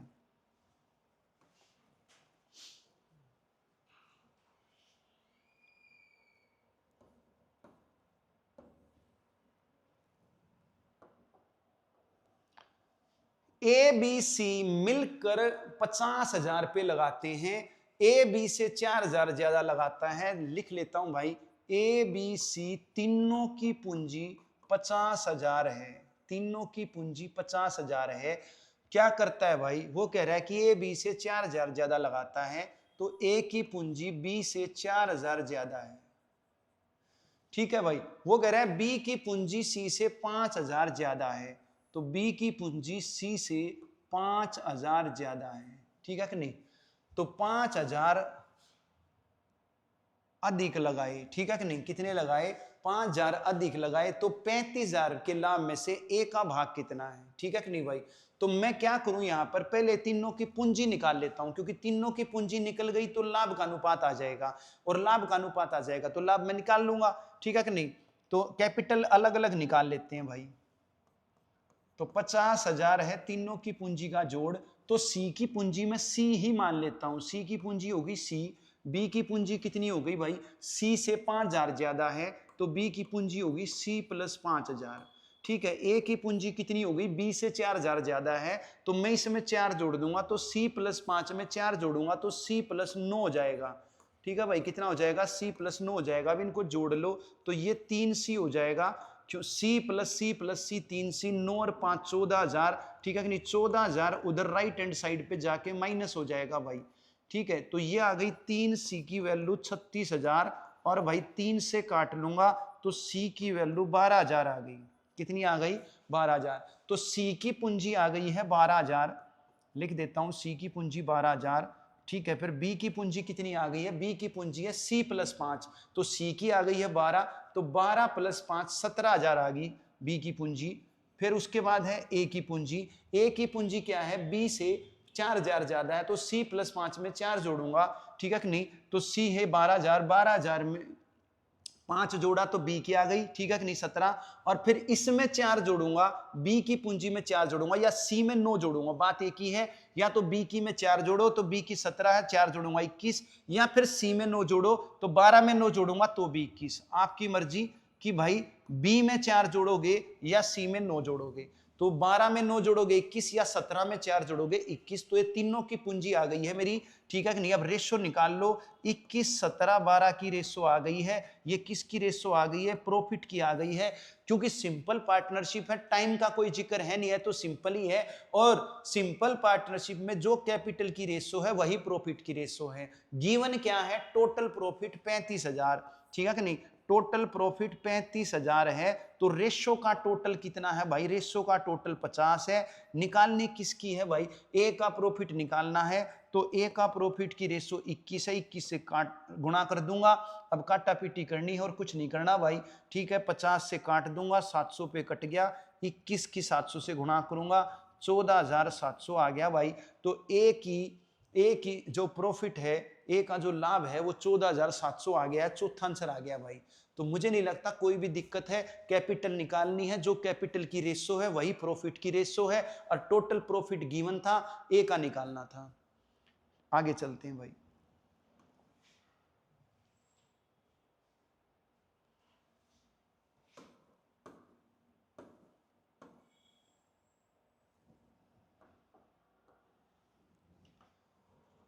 सिक्सटी 68 क्वेश्चन पे आ जाते हैं भाई। एक व्यापार में एक चुस्त साझेदार ए और अन्य सुस्त साझेदार बी है, ठीक है, जिन्होंने पूंजी लगाई है 12,000 20,000, ठीक है भाई। तो कैपिटल लगी हुई है भाई ए की और बी की, लिख लेता हूं। तो ए की और बी की कैपिटल है 12,000 और 20,000। तो ये रेशो आ गई भाई 4 तिया 12, 4 पंजे 20। क्लियर भाई? 3 5 की रेशो आ गई है कैपिटल की। अब क्या कहता है भाई? चुस्त साझेदार, ठीक है कि नहीं, और सुस्त साझेदार में क्या फर्क है? चुस्त साझेदार यानी वर्किंग पार्टनर। वर्किंग पार्टनर वो होता है जो बिजनेस में पूंजी तो लगाता है, साथ ही साथ उस बिजनेस को संभालता भी है। तो उस बिजनेस को मैनेज करने के लिए अगर पार्टनर ही मिल जाए तो बहुत अच्छी बात है, नहीं तो फिर कोई मैनेजर रखना पड़ेगा। तो फिर उस मैनेजर को सैलरी देनी पड़ती कि नहीं पड़ती बिजनेस को संभालने के लिए? तो क्यों ना पार्टनर को ही दे दी जाए वो सैलरी। तो भाई वर्किंग पार्टनर वो होता है जो बिजनेस को मैनेज भी करे, उसको संभाले भी, ठीक है कि नहीं। तो उसकी सैलरी अगर कोई और मैनेजर रखा जाता तो उसके नाम की सैलरी इस पार्टनर को मिल जाएगी, ठीक है कि नहीं। तो क्या होगा कि भाई कुल लाभ में से पहले सैलरी दी जाएगी, ठीक है कि नहीं, पहले एक्सपेंस निकलेगा, फिर उसके बाद जो शुद्ध लाभ बचेगा, नेट प्रॉफिट बचेगा, वो बांटा जाएगा दोनों पार्टनर के द्वारा, ठीक है कि नहीं। तो जो वर्किंग पार्टनर है उसको सैलरी भी लेगा वो टोटल प्रॉफिट में से, फिर बाद में जो उसने पूंजी लगा रखी है उसमें से लाभ भी लेगा। यानी उसको दो चीज मिलनी है, लाभ भी मिलना है और साथ साथ सैलरी भी मिलनी है। तो क्या कह रहा है भाई?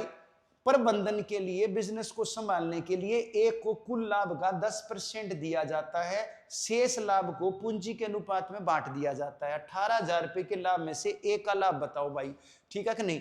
तो कोई बात नहीं, मैं टोटल प्रॉफिट दे रखा है भाई मुझे, ये टोटल प्रॉफिट दे रखा है 18,000।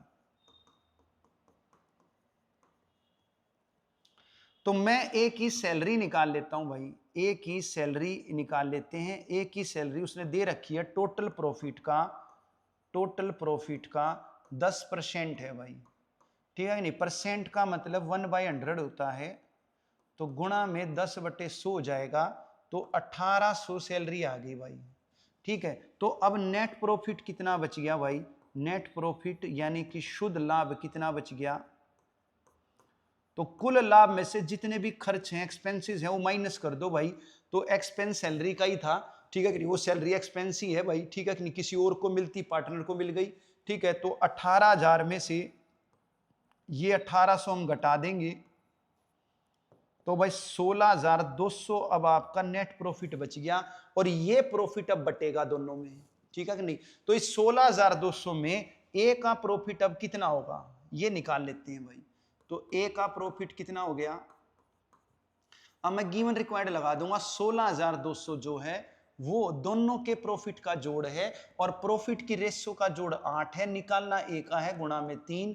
ठीक है, तो मैं 8 से काट लूंगा, इसको काट लेना भाई, 8 दूनी 16, 8 25, 2025 दिया तो 6075 आ गया भाई। कितना आ गया?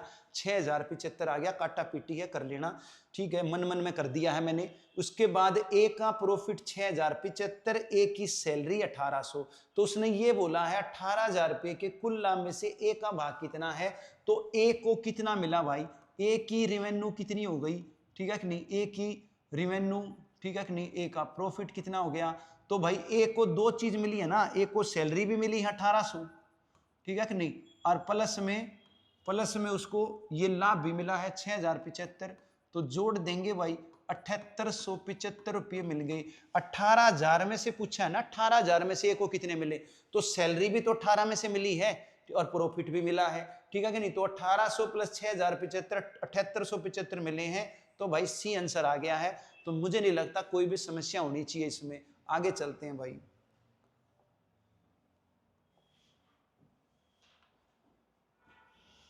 स्टेटमेंट लंबी है मगर सॉल्यूशन तो छोटा ही है, सॉल्यूशन में कोई वो नहीं है, ठीक है कि नहीं। स्टेटमेंट लंबी है, क्वेश्चन आसान है। 69वां क्वेश्चन, ए और बी एक व्यापार में 3:2 के अनुपात में निवेश करते हैं, कुल लाभ का 5% दान दे दिया जाता है, तो वर्ष के अंत में कुल लाभ में से को 8550 रुपये मिले, तो कुल लाभ कितना है भाई, ठीक है कि नहीं। तो देख लेंगे भाई, ए बी के जो प्रॉफिट है उसकी रेशियो दे रखी है भाई 3:2। आप कहोगे तो पूंजी की रेशियो है भाई, जो पूंजी की रेशियो है, जो कैपिटल की रेशियो है, वही प्रॉफिट की रेशियो है। क्यों? क्योंकि सिंपल पार्टनरशिप है, ठीक है कि नहीं। तो प्रॉफिट की रेशियो 3:2। हर एक का प्रॉफिट दे रखा है 8550, ए का प्रॉफिट दे रखा है 8550। तो मैं क्या करता हूं, दोनों का प्रॉफिट निकाल लेता हूं भाई, दोनों को कितना प्रॉफिट मिला। अब दोनों का जो प्रॉफिट है मतलब वो नेट प्रॉफिट हो गया आपका, यानी कि जो दोनों में बटा है, ठीक है कि नहीं। तो ए का प्रॉफिट है 8550, ए की रेशियो 3 से भाग कर दूंगा, दोनों का निकालना है 5 से गुणा कर दूंगा, गिवन रिक्वायर्ड लगा दिया, ठीक है कि नहीं। तो इसको काट लेंगे भाई, तो मैं 3 से काट दूंगा, 28 तिया 84, 3 पंजे 15, ठीक है, 5 और 3 5 पंजे 25, 28 140 और 2 142, 14,250 रुपये नेट प्रॉफिट है, दोनों का प्रॉफिट है। और आपको पता है कुल लाभ में से 5% दान भी दिया था, ठीक है कि नहीं। कुल लाभ, ठीक है कि नहीं, जो कुल लाभ था वो अगर 100% था तो दान दे दिया 5%, ठीक है कि नहीं, और शुद्ध लाभ बच गया 95%। समझ में आई बात? शुद्ध लाभ कितना बच गया? 95% बच गया। तो इनकी रेशो कितनी है भाई? इनकी रेशो 20, 5 से काटूंगा, 20 5 एकम 5, 20 पंजे 100, 5 से काटूंगा 19, 20 1 19 की रेशो है, ठीक है कि नहीं। तो जो शुद्ध लाभ है वो तो मैं निकाल चुका हूं 14,250, यानी 19 रेशो की वैल्यू निकल चुकी है। मुझे कुल लाभ निकालना है, यानी 20 रेशो की वैल्यू निकालनी है। तो वापस गिवन रिक्वायर्ड लगा दूंगा, 14,250 है शुद्ध, और शुद्ध लाभ की रेशो है 19 से, निकालना कुल है गुणा में 20। क्लियर भाई? काट दूंगा 19 से, 19 सत्ते 133, ठीक है कि नहीं। और बच गए कितने आपके 9, 19 पंजे 95, 0 75 दूनी 150, 15,000 आ गया भाई। टोटल प्रॉफिट आ गया। ये क्या आ गया? टोटल प्रॉफिट आ गया। कैसे आया भाई? ये गिवन रिक्वायर्ड से ही आया। कुल लाभ 100% है, परसेंट का जोड़ 100 होता है, तो दान 5% है, कुल लाभ 100% है, तो शुद्ध लाभ 95% है, 20 1 19 की रेशो है। शुद्ध लाभ आपका 14,250 है, तो शुद्ध लाभ की रेशो 19 से भाग कर दिया, निकालना कुल लाभ है, 20 से गुणा कर दिया, 15,000 आ गया। कोई समस्या होनी नहीं चाहिए, गिवन रिक्वायर्ड है और कुछ नहीं है, ठीक है कि नहीं। और दूसरी बात आपको ये पता होनी चाहिए कि भाई जो शुद्ध लाभ होता है वो एक्सपेंसेस माइनस करके होता है, चाहे वो पार्टनर की सैलरी हो, चाहे वो आपका दान हो, ठीक है कि नहीं। तो जितने भी एक्सपेंसेस हैं वो माइनस करने के बाद जो बचेगा वो आपका नेट प्रॉफिट होता है और वही बटेगा। तो लो भाई 70वें क्वेश्चन पे आ जाते हैं। क्या कह रहा है भाई? ए बी सी मिलकर साझे में एक व्यापार शुरू करने की सोचते हैं। शुरू में एक कुछ धन लगाता है और भाई 6 महीने बाद बी इससे दुगना धन लगाता है तथा 8 महीने बाद सी ए से तिगुना धन लगाता है, तो 27,000 रुपए के वार्षिक लाभ में से सी का भाग कितना है भाई, ठीक है कि नहीं। तो यहां पर साफ है भाई, अलग अलग समय के लिए लग रही है, उसने 6 महीने लगाए, ठीक है कि नहीं, किसी ने 8 महीने बाद लगाए, तो समय अलग अलग है, तो कंपाउंड पार्टनरशिप होगी, जटिल साझेदारी होगी। अभी तक पीछे वाले क्वेश्चनों में कोई जिक्र किया नहीं था समय का, इसमें कर दिया, तो समय अलग है, तो कंपाउंड पार्टनरशिप है। और आपको पता है कंपाउंड पार्टनरशिप में जो प्रॉफिट की रेशो होगी वो कैपिटल इनटू टाइम होगी भाई, क्या होगी, कैपिटल इनटू टाइम होगी, ठीक है कि नहीं। तो ए की कैपिटल कितनी है भाई, नहीं पता, नेट कर ली 1 है, ए की कैपिटल कितनी है, 1 है। फिर बी उसने कितने महीने के लिए लगाई पूंजी, वर्ष में लाभ है, वार्षिक लाभ है, 1 साल का लाभ है, तो इसने तो शुरू में ही लगा दी, तो इसकी पूंजी तो पूरे 12 महीने लगी भाई, ए की पूंजी लगी पूरे 12 महीने, क्लियर है। फिर उसके बाद 6 महीने बाद भी दुगुना धन लगाता है, ठीक है कि नहीं, तो इसने पूंजी दुगनी लगाई ए से, इसकी पूंजी 1 है तो इसकी 2 लगी, और ये 6 महीने बाद लगाई है तो इसकी पूंजी 6 महीने लगी ना, 6 महीने बाद आया, व्यापार तो 1 साल चला है, तो 6 महीने बाद आया तो इसकी पूंजी तो 6 महीने रही। फिर सी ने क्या किया है, सी ने जो पूंजी है ए से तिगुनी लगाई है, तो सी की पूंजी, ए की पूंजी 1 थी तो इसकी 3 गुना हो गई, और ये 8 महीने बाद आया था, तो भाई 1 साल में 12 महीने होते हैं, और ये 8 महीने बाद आया था, तो 4 ही महीने तो पूंजी लगी इसकी, ठीक है कि नहीं। तो जैसे ही पूंजी गुना समय करूंगा लाभ का अनुपात आ जाएगा, और आप ये देखोगे बराबर हो गया, 12-12 हो गया, ठीक है कि नहीं, मतलब कट जाएगा, 1-1 हो गया भाई, 1-1 का मतलब तीनों का लाभ बराबर हो गया, और लाभ था टोटल 27,000, तो 27,000 क्या है, तीनों का जोड़ है, रेशो का जोड़ 3, और निकालना सी का है, तो सी की रेशो 1 से गुणा करूंगा तो भाई 9,000 आ जाएगा। बात समझ में आ गई, तीनों का ही 9,000 हो गया, 9 तिया 27,000। तो 70वां क्वेश्चन हमने कर लिया भाई। ये कंपाउंड पार्टनरशिप का आया आपका क्वेश्चन, अभी तक सिंपल पार्टनरशिप के चल रही थी, ठीक है कि नहीं। तो कंपाउंड पार्टनरशिप में प्रॉफिट का फार्मूला कैपिटल इनटू टाइम है। सिंपल में भी कैपिटल इनटू टाइम करोगे तो कोई दिक्कत नहीं है, गलत नहीं आएगा, वहां टाइम सेम है तो टाइम कटना है, इसलिए वहां पर टाइम लेते नहीं, लेकिन यहाँ टाइम अलग अलग है, यहाँ लेना पड़ेगा भाई, ठीक है। अगले क्वेश्चन पे आ जाओ।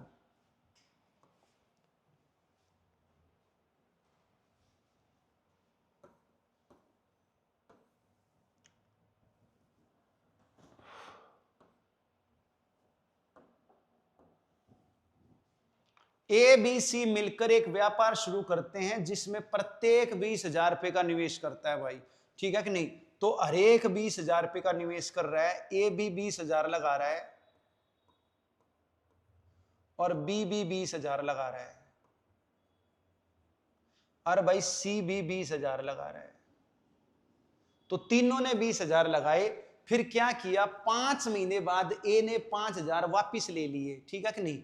तो 5 महीने तक लगाए हैं इसने 20,000, इसने भी 5 महीने तक लगाए हैं, इसने भी 5 महीने तक लगाए हैं। इसके बाद क्या किया है, इसने 5,000 वापिस निकाल लिए। आफ्टर 5 मंथ्स ए विदड्रू ₹5,000, ठीक है कि नहीं। तो ए ने 5,000 विड्रॉ कर लिए, तो बच गए कितने, 20 में से 5 निकाल लूंगा तो बच गए कितने भाई, 15 बच गए, ठीक है कि नहीं। और ये लगे कितने महीने, 7 महीने, 1 साल में 12 महीने हैं, ठीक है कि नहीं। आपका जो प्रॉफिट है at the end of year है, 1 साल में 12 महीने होते हैं, 12 महीने के बाद प्रॉफिट बांटना है, तो पूंजी का समय 12 हो गया, 5 महीने के बाद फिर 7 बच गए, ठीक है कि नहीं। ये ए की प्रॉफिट की रेशो आ गई है, capital into time, capital into time profit की रेशो आ गई है। फिर उसने बी ने क्या किया भाई, ए ने तो 5 निकाल लिए, बी ने क्या किया, बी ने 4,000 निकाल लिए, ठीक है कि नहीं। तो इसके 20 थे, 4,000 निकाल लिए, 16,000 रह गए, और ये लगे 7 महीने, ठीक है। फिर उसके बाद सी ने क्या किया भाई, सी ने क्या किया, सी 6,000 रुपये का निवेश और कर देता है, ठीक है भाई। सी इन्वेस्टेड ₹6,000 मोर, तो इसने तो 6,000 और लगा दिए भाई, ठीक है कि नहीं, ज्यादा लगा दिए, तो 6 जोड़ दूंगा, इसके 26,000 हो गए, और ये लगे 7 महीने, क्लियर भाई। अब इनको गुणा करके जोड़ लो, बोर्ड मास का रूल है, पहले गुणा कर लो फिर जोड़ लो। तो 20 पंजे 100, 15 7 105, 100 और 105 205, और 3 जीरो रहेगी, ठीक है कि नहीं भाई। तो ये प्रॉफिट की रेशो आ गई है भाई, प्रॉफिट होता है आपका कैपिटल इनटू टाइम। प्रॉफिट की रेशो आ गई है 16 7 112 और 100 212 और भाई 30। सेम इसी प्रकार 26 7 182 और 100 282 और भाई 30 और ये 30 आपकी कटनी है। क्लियर? तो ये रेशो आ गई और कटेगी नहीं। अब उसने पूछा था कि भाई वर्ष के अंत में 69,900 का लाभ है। 69,900 क्या है भाई? ये टोटल प्रॉफिट है। तो रेशो का टोटल कितना आया? जब इस रेशो के टोटल को करोगे तो 699 ही आएगा। और निकालना किसका है भाई? बी का निकालना है। तो बी का अनुपात है 212। 212 से गुणा कर दूंगा, ये 100 पे कट गया तो 21,200 आंसर आ गया भाई। तो बी का जो प्रॉफिट है वो 21,200 है। तो सेकंड आंसर आ गया। कोई समस्या होनी नहीं चाहिए। प्रॉफिट का formula capital into time. Capital पहले 20 थी 5 महीने के लिए, फिर उसने 5 निकाल ली, फिर वो 7 महीने के लिए, फिर इसने 4 निकाल ली, 16,000 7 महीने, इसने 6 और लगा दी तो 26,000 7 महीने के लिए। बाकी कैलकुलेशन है, काटा पेटी है। तो अगले क्वेश्चन पे आ जाते हैं भाई। समझ में आ रहा होगा कंसेप्ट, कोई समस्या होनी नहीं चाहिए भाई, ठीक है। 72वां क्वेश्चन। ए और बी एक व्यापार में 4-5 के अनुपात में एक धन लगाते हैं भाई। तो ए और बी के जो पूंजी है उसका अनुपात वो 4-5 है भाई। तो मैं क्या करूंगा, मैं लाभ का अनुपात निकाल लेता हूं भाई। और लाभ है पूंजी गुणा समय। लाभ क्या है? पूंजी गुणा समय। तो जब वो समय का जिक्र करेगा तो समझ जाना कंपाउंड पार्टनरशिप है। समय का जिक्र कर दिया, 3 महीने बाद इन्हें अपनी पूंजी निकाल ली। तो अलग अलग समय के लिए पूंजी लगा रहा है, वो समझ में आई बात। तो वो हमें कैलकुलेट करनी पड़ेगी। तो ए ने 4 रुपये लगाए, मान लिया 4 रुपये लगाए, 3 महीने बाद 1/4 निकाल ली, ठीक है कि नहीं? तो इसने 4 रुपये लगाए 3 महीने के लिए, उसके बाद उसने 1/4 निकाल ली। अब देखो 4 का मैं 1/4 करूंगा तो 1 आएगा। तो 4 में से 1 निकाल ली, 3 रह गई। तो 4 रुपये लगे 3 महीने के लिए, फिर 1/4 निकाल ली, वो 3 रुपये रह गई। और ये कितने महीने लगी? तो जो लाभ हुआ है ना वो 10 महीने बाद हुआ है। अगर साल बाद होता यानी 12 महीने बाद होता तो 3 महीने ये लगी, तो फिर ये 9 महीने लगती। लेकिन 10 महीने ही बाद है, तो फिर अब ये 3 महीने लगी है, तो अब ये कितनी लगी? अब ये 7 महीने लगी। 3 और 7 10 हो गया जोड़, ठीक है नहीं? टोटल 10 महीने लगी है। मानते हो कि नहीं मानते हो? अब बी की बात कर लेते हैं भाई। बी ने जो है 5 रुपये लगाए और ये भी 3 महीने तक लगाए। 3 महीने के बाद इसने अपनी पूंजी का 1/5 निकाल लिया। तो जब मैं 5 का 1/5 निकालूंगा तो 1 ही तो आना है। तो 5 में से 1 निकाल ली तो रह गई कितनी? 4। तो इसने 5 रुपये लगाई 3 महीने, फिर रह गई उसकी 4 और ये लगी 7 महीने, ठीक है। तो अब इसको कैलकुलेट कर लो भाई। 4 तिया 12 और 21 33 है, और भाई 5 तिया 15 और 28 43। तो 33 43 की रेशो आ गई। लाभ की रेशो आ गई, पूंजी गुणा समय, लाभ का अनुपात आ गया। प्रॉफिट की रेशो आ गई। टोटल प्रॉफिट 15,200 है भाई। तो 15,200 टोटल है। रेशो के टोटल 76 से भाग कर दूंगा। निकालना ए का प्रॉफिट है। ए के प्रॉफिट की रेशो 33 से गुणा कर दूंगा, 76 से कट गया, 200 पर 33 दूनी 6600 आ गया। बात समझ में आ गई होगी भाई, मेरे ख्याल से कोई समस्या होनी नहीं चाहिए, ठीक है। आगे चलते हैं भाई। तो सेकंड आंसर है भाई इसका। तो भाई समय का जिक्र करेगा तो कंपाउंड पार्टनरशिप है। कंपाउंड पार्टनरशिप के केस में प्रॉफिट का फार्मूला कैपिटल इनटू टाइम लेना है और बाकी फिर अपना गिवन रिक्वायर्ड लगा लेना है। तो भाई ए और बी मिलकर एक व्यापार शुरू करते हैं। ए ने 16,000 लगाए 8 महीने के लिए, बी ने कुछ धन लगाया 4 महीने के लिए। ए का प्रॉफिट 5/7 है, ठीक है कि नहीं? तो ये ए है, ये बी है। तो भाई प्रॉफिट ए का प्रॉफिट 5/7 है भाई। 5/7 है टोटल का। तो ए और बी का जो जोड़ है वो टोटल है। तो टोटल प्रॉफिट कितना? टोटल प्रॉफिट 1 मान लो, ठीक है कि नहीं? टोटल का 5/7 है, टोटल 1 मान लिया। तो 1 का 5/7 कितना हो गया? टोटल का 5/7। तो 1 का 5/7 5/7 हो गया। तो जब टोटल प्रॉफिट 1 है और ए का 5/7 है तो बी का कितना हो गया भाई? ठीक है कि नहीं। बी का कैसे निकलेगा, बी का निकलेगा टोटल माइनस ए, ठीक है नहीं। टोटल प्रॉफिट 1 है, ए का 5/7 है, तो बी का 2/7 है, तो ये 2/7 हो गया, ठीक है कि नहीं। या आप यूं कह सकते हो 5:2 की रेशो आ गई, क्या आ गई, 5:2 की रेशो। तो प्रॉफिट की रेशो दे दी उसने, प्रॉफिट की रेशो दे ही दी, 5/7 दे दी, मतलब दे दी, ठीक है कि नहीं। अब ए ने लगाए 16,000 रुपए 8 महीने के लिए, बी ने लगाए 4 महीने के लिए, तो टाइम की रेशो भी, टाइम भी दे दिया भाई। ए का टाइम दे दिया 8 महीने और बी का टाइम दे दिया 4 महीने, मतलब 2:1 की रेशो आ गई, क्या आ गई, 2:1 की रेशो। अब मुझे कैपिटल की रेशो निकालनी है, तो प्रॉफिट का फार्मूला क्या है भाई, प्रॉफिट का फार्मूला कैपिटल इनटू टाइम है। तो कैपिटल कैसे निकलेगी भाई, कैपिटल निकलेगी प्रॉफिट अपॉन में टाइम, ये टाइम नीचे आके डिवाइड हो जाएगा, तो कैपिटल निकलेगा प्रॉफिट बाय में टाइम। प्रॉफिट को टाइम से डिवाइड कर दो, प्रॉफिट है आपका 5 और टाइम है 2, और प्रॉफिट है 2 और टाइम है 1, तो भाई रेशो कितनी आ गई, 5:4 की आ गई। तो कैपिटल की रेशो 5:4 आ गई, समझ में आई बात। और ए की कैपिटल 16,000 दे रखी है, बी की निकालनी है, अब गिवन रिक्वायर्ड लगा दो। ए की 16,000 और ए की कैपिटल की रेशो 5, निकालनी बी की है, गुणा में 4, तो बी की कैपिटल आ जाएगी भाई, 5 से काटोगे ये कट गया आपका 32 पंजे 160, 3200, 32 चौके 128, तो 12,800 रुपये आ गया भाई। तो बी की जो कैपिटल है वो 12,800 रुपये है, आपका फोर्थ आंसर आ गया, कोई भी समस्या होनी नहीं चाहिए भाई। तो प्रॉफिट का फार्मूला कैपिटल इनटू टाइम है, तो कैपिटल होगा प्रॉफिट अपॉन टाइम, तो प्रॉफिट दे दिया, टाइम दे दिया, प्रॉफिट को टाइम से डिवाइड कर दिया, कैपिटल आ गई और कैपिटल की रेशो आई, फिर हम गिवन रिक्वायर्ड लगा लेंगे, बी की आ जाएगी, तो कोई समस्या नहीं होनी चाहिए भाई। तो 74 पे आ जाते हैं भाई। 75 क्वेश्चन ले रखे हैं भाई, इसलिए इसमें 4 दिन लग गए भाई, ठीक है कि नहीं। जैसे हमने नंबर सिस्टम का चैप्टर किया था पहला, तो उसमें 60 क्वेश्चन थे, तो हमारी 3 क्लास बनी थी। यहाँ 75 क्वेश्चन है, तो 5 गुना क्वेश्चन हो गए, तो सीधी सी बात है 1 क्लास बढ़नी थी आपकी, तो 4 क्लास हो गई आपकी। फिर मैंने इसमें क्या किया, रेशियो पार्टनरशिप 2 चैप्टर इंक्लूड कर दिए, तो ऑटोमेटिक है भाई 4 तो बढ़नी थी।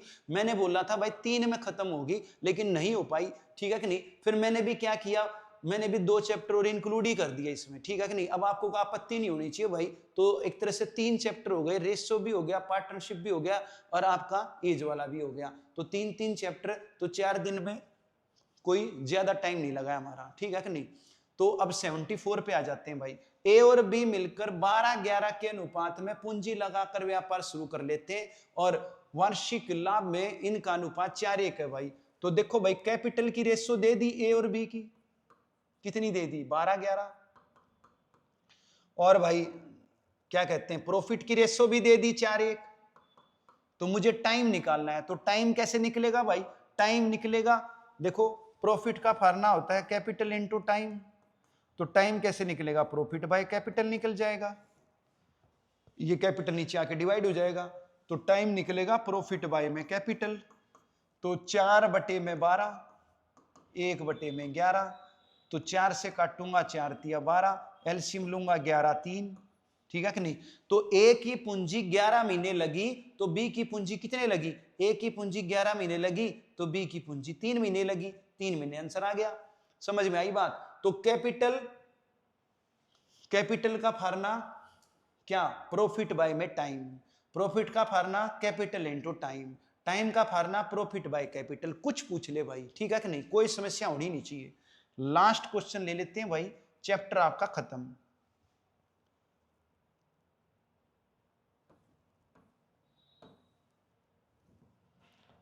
तो भाई 75वें क्वेश्चन पे आ जाते हैं। 3 साझेदार हैं, लाभ को 5, 7, 8 में बांट लिया भाई, ठीक है कि नहीं। 3 साझेदार हैं ए बी सी, प्रॉफिट को 5, 7 में बांट लिया, 5, 7 अनुपात 8। अब वो कह रहा है कि इनकी साझेदारी 14 महीने, 8 महीने, 7 महीने चली, तो टाइम दे रखा है 14, 7 और 8, और मुझे निकालनी है कैपिटल की रेशो। तो अभी जान लिया आपने कैपिटल कैसे निकलेगा, प्रॉफिट बाय टाइम निकलेगा।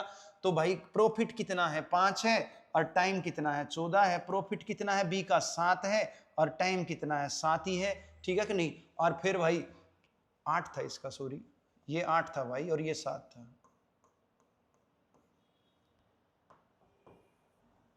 तो ठीक कर लेना भाई।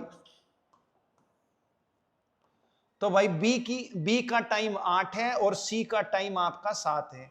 ठीक है, तो बी के प्रॉफिट की रेस, बी के कैपिटल की रेशो प्रॉफिट बाय में टाइम, बी का प्रॉफिट 7 है और टाइम आपका 8 है। ठीक है कि नहीं, सी का प्रॉफिट 8 है और सी का टाइम कितना है, 7 है।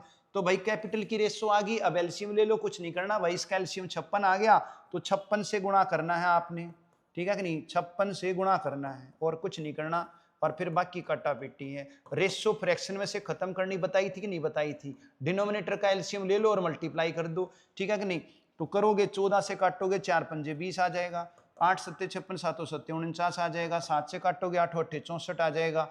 तो भाई कैपिटल की रेशो आ गई 20, 49, 64। ठीक है कि नहीं, बी आंसर आ गया। ठीक है कि नहीं, तो भाई प्रॉफिट का फार्मूला होता है कैपिटल इनटू टाइम, ये बताया था।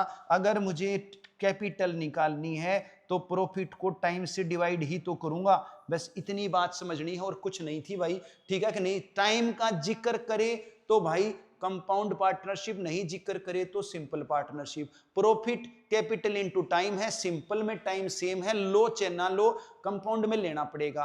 क्लियर, तो भाई इनको रिवाइज करो और कोई समस्या होनी नहीं चाहिए भाई। तो कल हम अपना नया चैप्टर स्टार्ट करेंगे, इंपॉर्टेंट चैप्टर है, परसेंटेज का चैप्टर है, उसको मिस नहीं करना है। ठीक है कि नहीं, तो आज हम इतना ही करते हैं, पुनः सभी को नमस्ते।